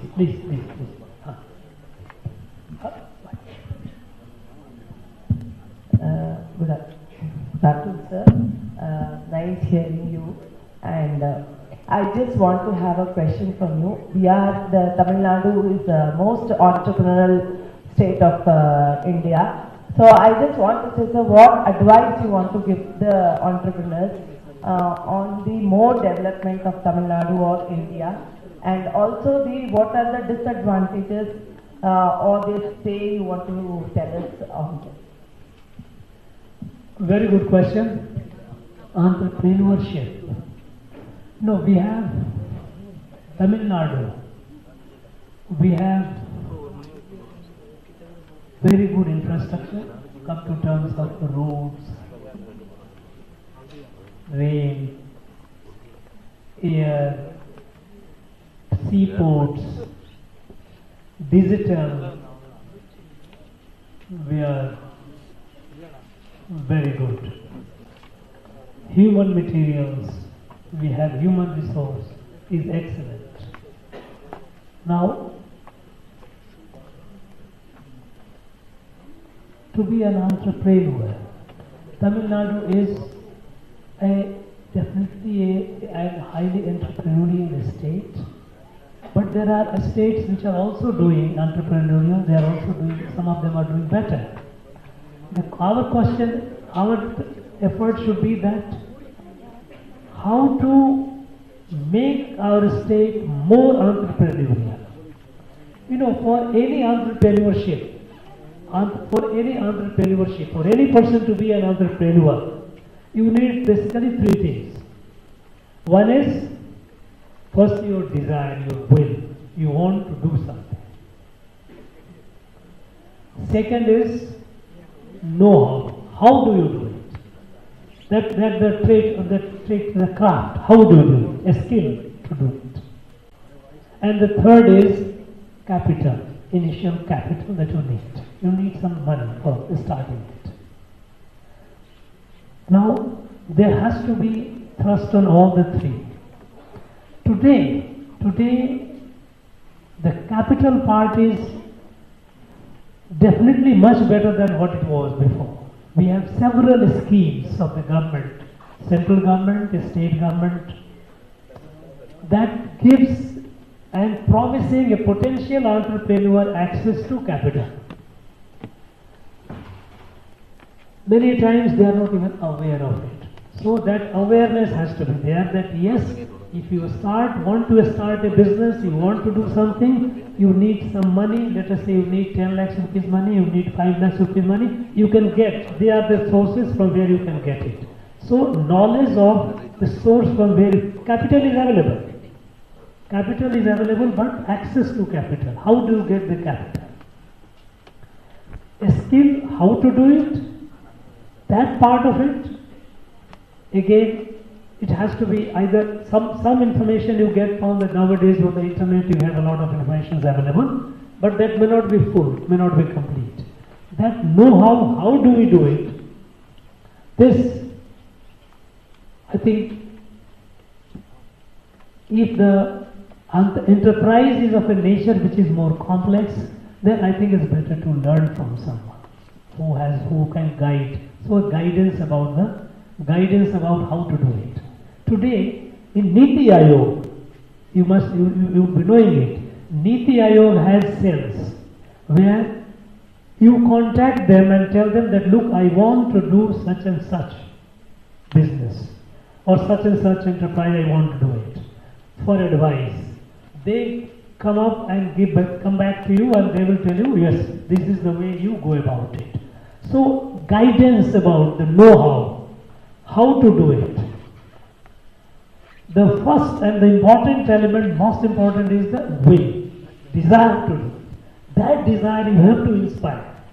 That now you are all of each one of you are capable of igniting the minds of hundreds and thousands. How to ignite the mind? How to create? Look, when you find somebody who is a postgraduate holding a degree, not doing anything. Example is here. Look at the Meenakshi. She didn't even go to college, and she is a success. Now, that will to do it. So the will to do is the one part where the achievers have a great role to play, to give the confidence you can do it and you must do it. That will. As far as the know-how is concerned, know-how, there are sources through which you know the guidance. One source I told you about Niti Aayog, they have their own portals through which you can interact, you can ask and they will tell you. About the capital, of course, depending on your project, how you have, how much, there are certain level, certain threshold where it is very easy to get. On a higher threshold, it is a little more complicated, the process, but it is there. So, today all the two ingredients, the know-how and capital are available. Now will, that decision, desire to do, is something which we have to now encourage. And there comes the role of all of us. That's how I think it's all it can be. It can be done. Thank you. Thank you, sir. We will now take the final question. Good afternoon, Honorable Governor. My name is Minati and I am a university student. It is stated that 25% of women in India are stressed or suffer with anxiety and depression, but they hardly visit psychiatrists due to stigma and lack of support. Because mental health of women is detrimental for success, what are your suggestions to create awareness regarding this? It's a very serious problem. Stress among women.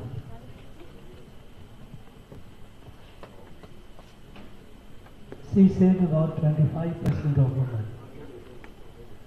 My own gut feeling is perhaps the number would be more. 75% of our women being stress-free is unlikely, because any problem of the family is the women who are the one who absorb the stress, individually also. In fact, there are some areas where women are, in fact, nowadays, their cases of autism is increasing. You have more and more children coming born on a spectrum, And there is a study of All India Institute of Medical Sciences, Delhi. There they say that 74% of mothers with autistic child is clinically depressed. Clinically depressed. Depression is not a temporal phenomenon that, okay, it will come and go. Clinically, they are sick with that. And they, at least once, they have made attempt to commit suicide. It is so acute. Unfortunately, our family system is also now disintegrating. We are becoming atomized, more and more small nuclear family. Earlier used to be a larger family, joint family. There were people to take care of the child. Even earlier people didn't even know what is autism and all that. They thought, this is how the child is, and the family used to take care of. Today it is not. Today you have husband, wife and children, largely. So the whole pressure comes on the mother, on the baby. Somehow, this stigma of going to a psychiatrist means I'm mad. Straight with us, oh, Pagal, he is mad. Now this is something which, this age-old barrier, this stigma, it has to go. I think today we have most of the schools, at least good schools, they have counselors also in there for the students to counsel them. especially when the child goes after 10, when going to 10th or maybe to the +2, at the time the children become under a lot of stress. At the time of examination and all the people, they invite counselors. They are actually psychologists. They know how to do. Now this awareness that, look, if I am stressed, I am not mad. Is to be stressed is something, is a condition, is a medical condition, as I need to be rescued from it, is not having yet that degree of popular acceptance. Increasingly people are. We have more number of psychiatrists today than that used to be about 20 years back. We have more number of students in college also joining psychology and going for further study and trying to help. We are having more and more. Now the women being stressed and not going to psychiatrists because of a stigma is a fact, and is a very sad and unfortunate fact. It has to be confronted, and I think there is a change which is happening, but change is at a very slow pace. I find I have a person, a friend, known to be a child is autistic. Now both the parents are stressed. When they go out, other people will keep their children away. No, this child, because the child is on a spectrum, they feel that the child is mad. There is something. And as a result, they would keep the other children away. It takes a heavy toll on the parents. Now, it is not a communicable disease. It is not something that is by choice. It happens. And it can happen to anyone.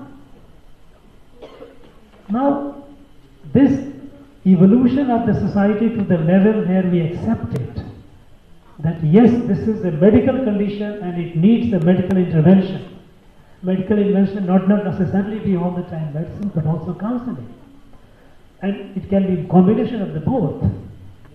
This awareness is increasing, but it is still at an unsatisfactory level. The pace of it is low.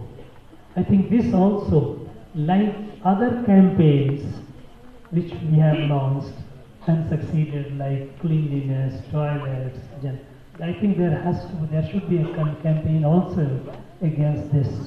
The stigma of stress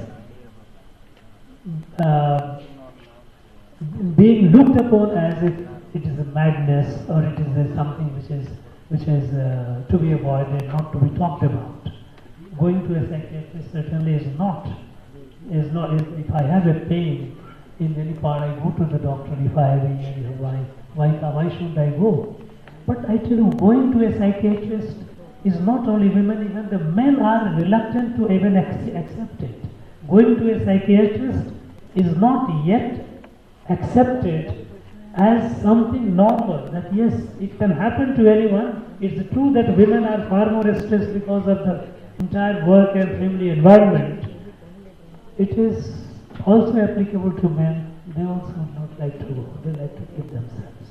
There has to be greater awareness, and I think awareness is increasing.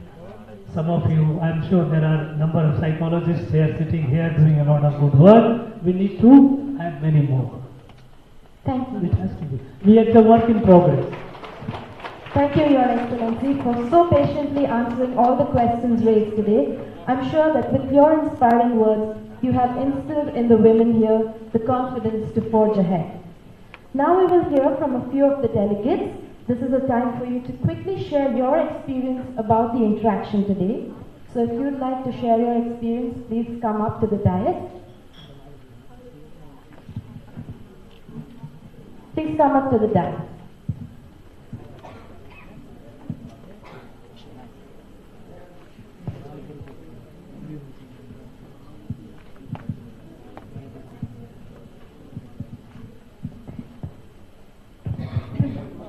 Okay, may I speak from here? Okay, Jai Hind. My name is Varsha Govind Ketty. I'm a counselor and life coach for children and women. and I do it as a social service in government schools and orphanages, because I feel mental health is an extremely important factor which is ignored to the most, as His Excellency mentioned. Now I have actually come to thank His Excellency and Madam Governor, because I went through mental challenges for 10 years only because I was a housewife, and I chose my family before anything else, and everyone looked down at me and said, "Oh, but you're not working." So it was lovely to hear a ma'am that 30 seconds she spoke to me, spoke to us, I felt she spoke to me, took away that 10 years of depression in 30 seconds. I felt like I contributed in my little way, my very big way. So, of course, His Excellency, my ears are all yours, but ma'am won my heart in that 30 seconds only because she, I felt, spoke for hundreds of women like me. I've been a very successful child model and a counselor, but the 10 years that I took a break, I was always said, "Oh, you're not doing anything." So I felt I didn't contribute at all to the world, financially, economically, to my country, nothing. But after ma'am spoke, I felt okay, I did. We all do in our little way, and thank you very much, ma'am. It was a great feeling. Thank you. I'm sorry I'm tearing up a bit, but it's my 10 years of struggle. Thank you.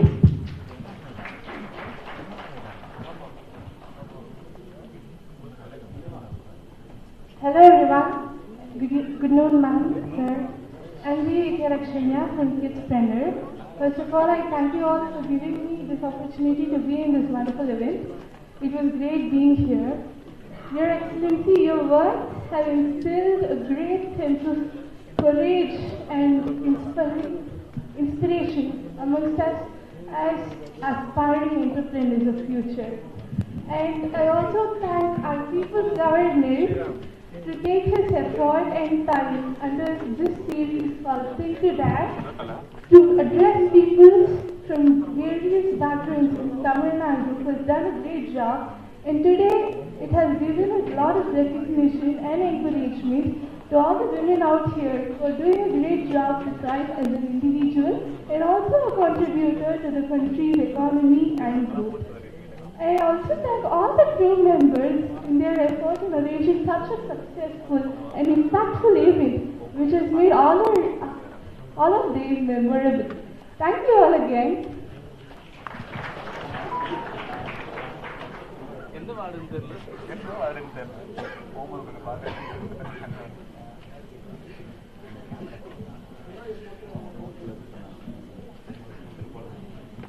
Your Excellency, good afternoon.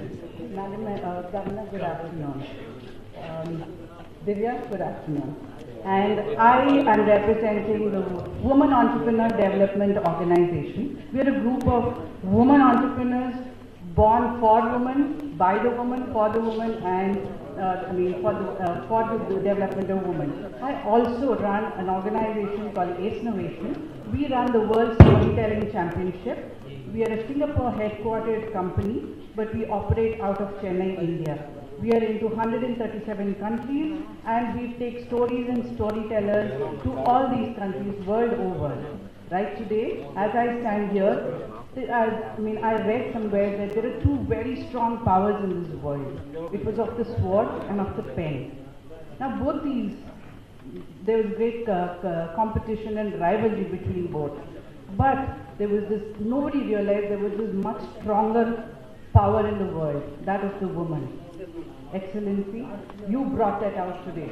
Thank you so very much for not only opening the gates of the Raj Bhavan to us women and to such youngsters sitting there. We at our age, couldn't even dream of knowing what was there behind the gates. Thank you for not only opening the gates, but also our hearts. Thank you so very much. And stories and women, we women need to champion each other. You know, there cannot be, there are men, there are, everything else can be done. There can be policies, there can be everything else. But we women need to champion each other. And we need to be there for each other. Vidu is one such example. And We'd love to hear your stories as a company. We'd like to take your stories not only here but out into the world. Thank you so very much for this opportunity.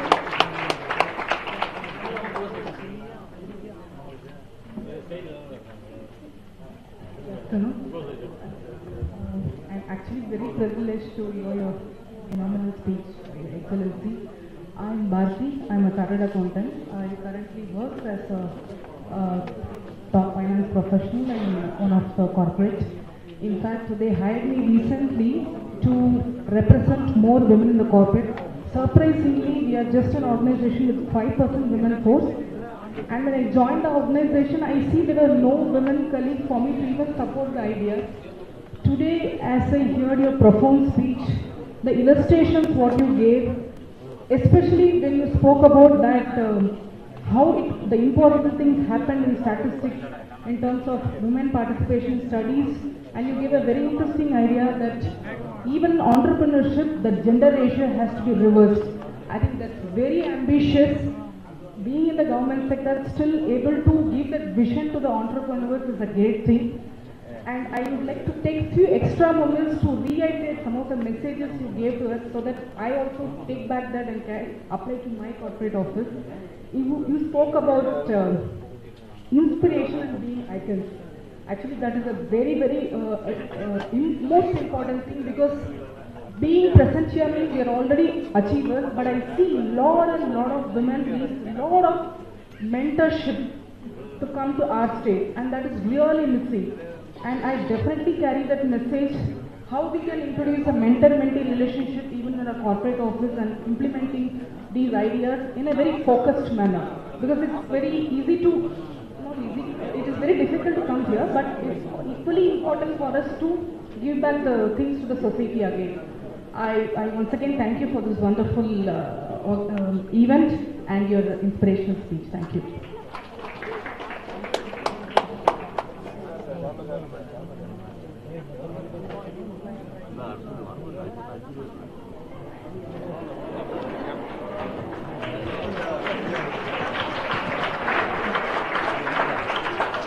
Vanakkam, my name is Shamsatanika Sham. I am 8.5 years old.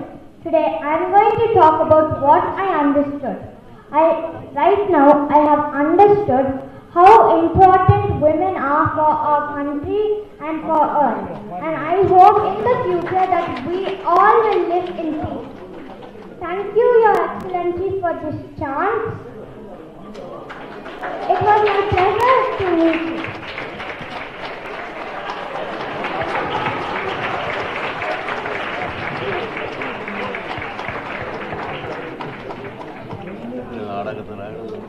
Thank you.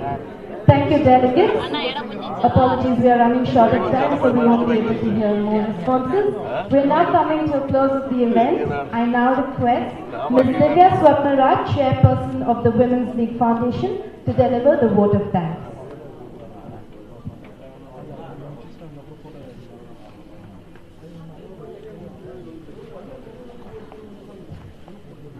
Quite tolerant.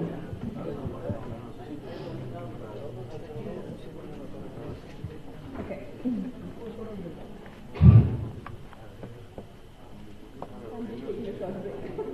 Oh well. Okay. If time is money, then today you have all spent millions and you've been here. And it's my honor and privilege now to give the vote of thanks to all those who made this sort of thing today happen.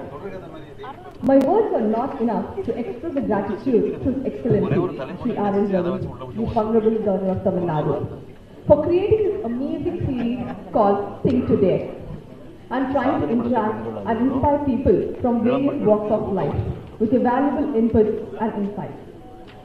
Actually, I've had the opportunity of meeting him on Republic Day, and I had spent close to like 5 minutes interacting with him. And trust me, Your Excellency, when I went back, I started working at 10x School. I was so inspired, and I'm sure each and every one of you would do the same. Are you two charged? Yes? Yeah.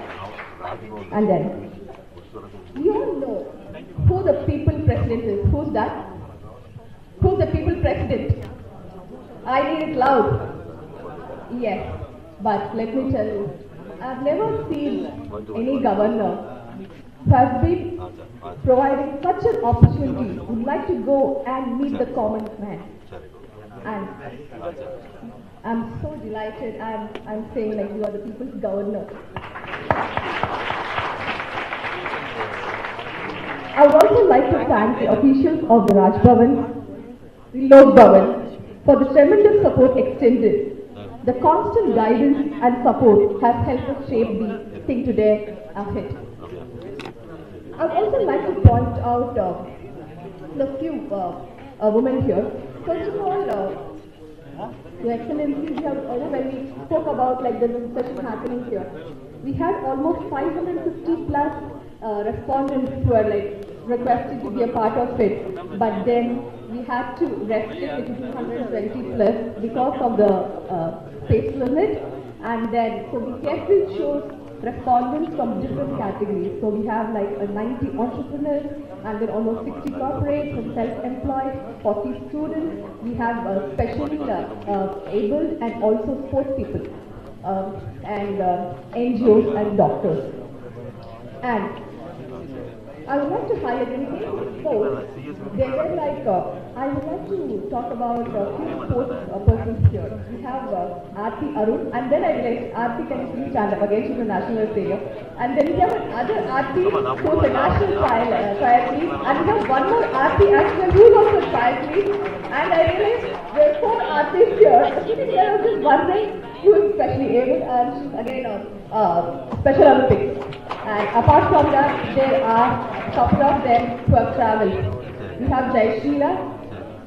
We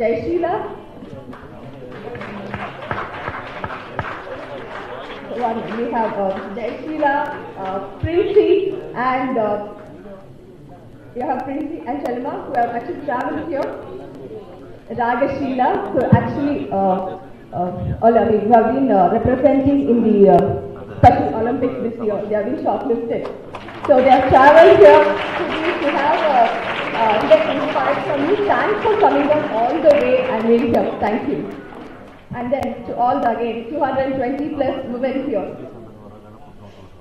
You are just not the 220 women. You are the representatives of all the women out there. And you're all achievers, and that's the reason you're here. And thank you so much for making it up today. And I would also like to thank the media and the press for sharing this to the outside world. And last but not the least, nothing is possible if you do it single-handedly. And I'm extremely fortunate to have an amazing team which comprises of both men and women, gentlemen and ladies. Can I request the gentlemen and the ladies of Women's League Foundation who is supporting for this particular event? Can you please request you all to stand and raise up? I think they deserve a big applause.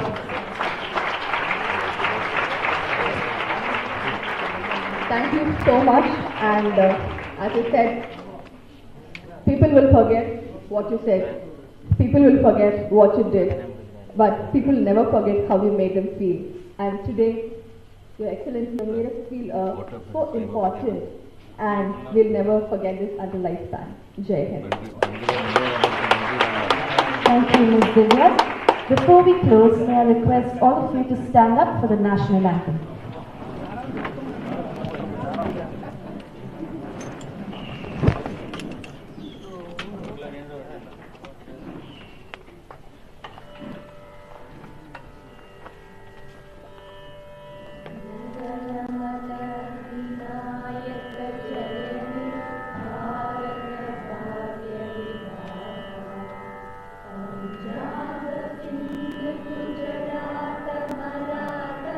Ram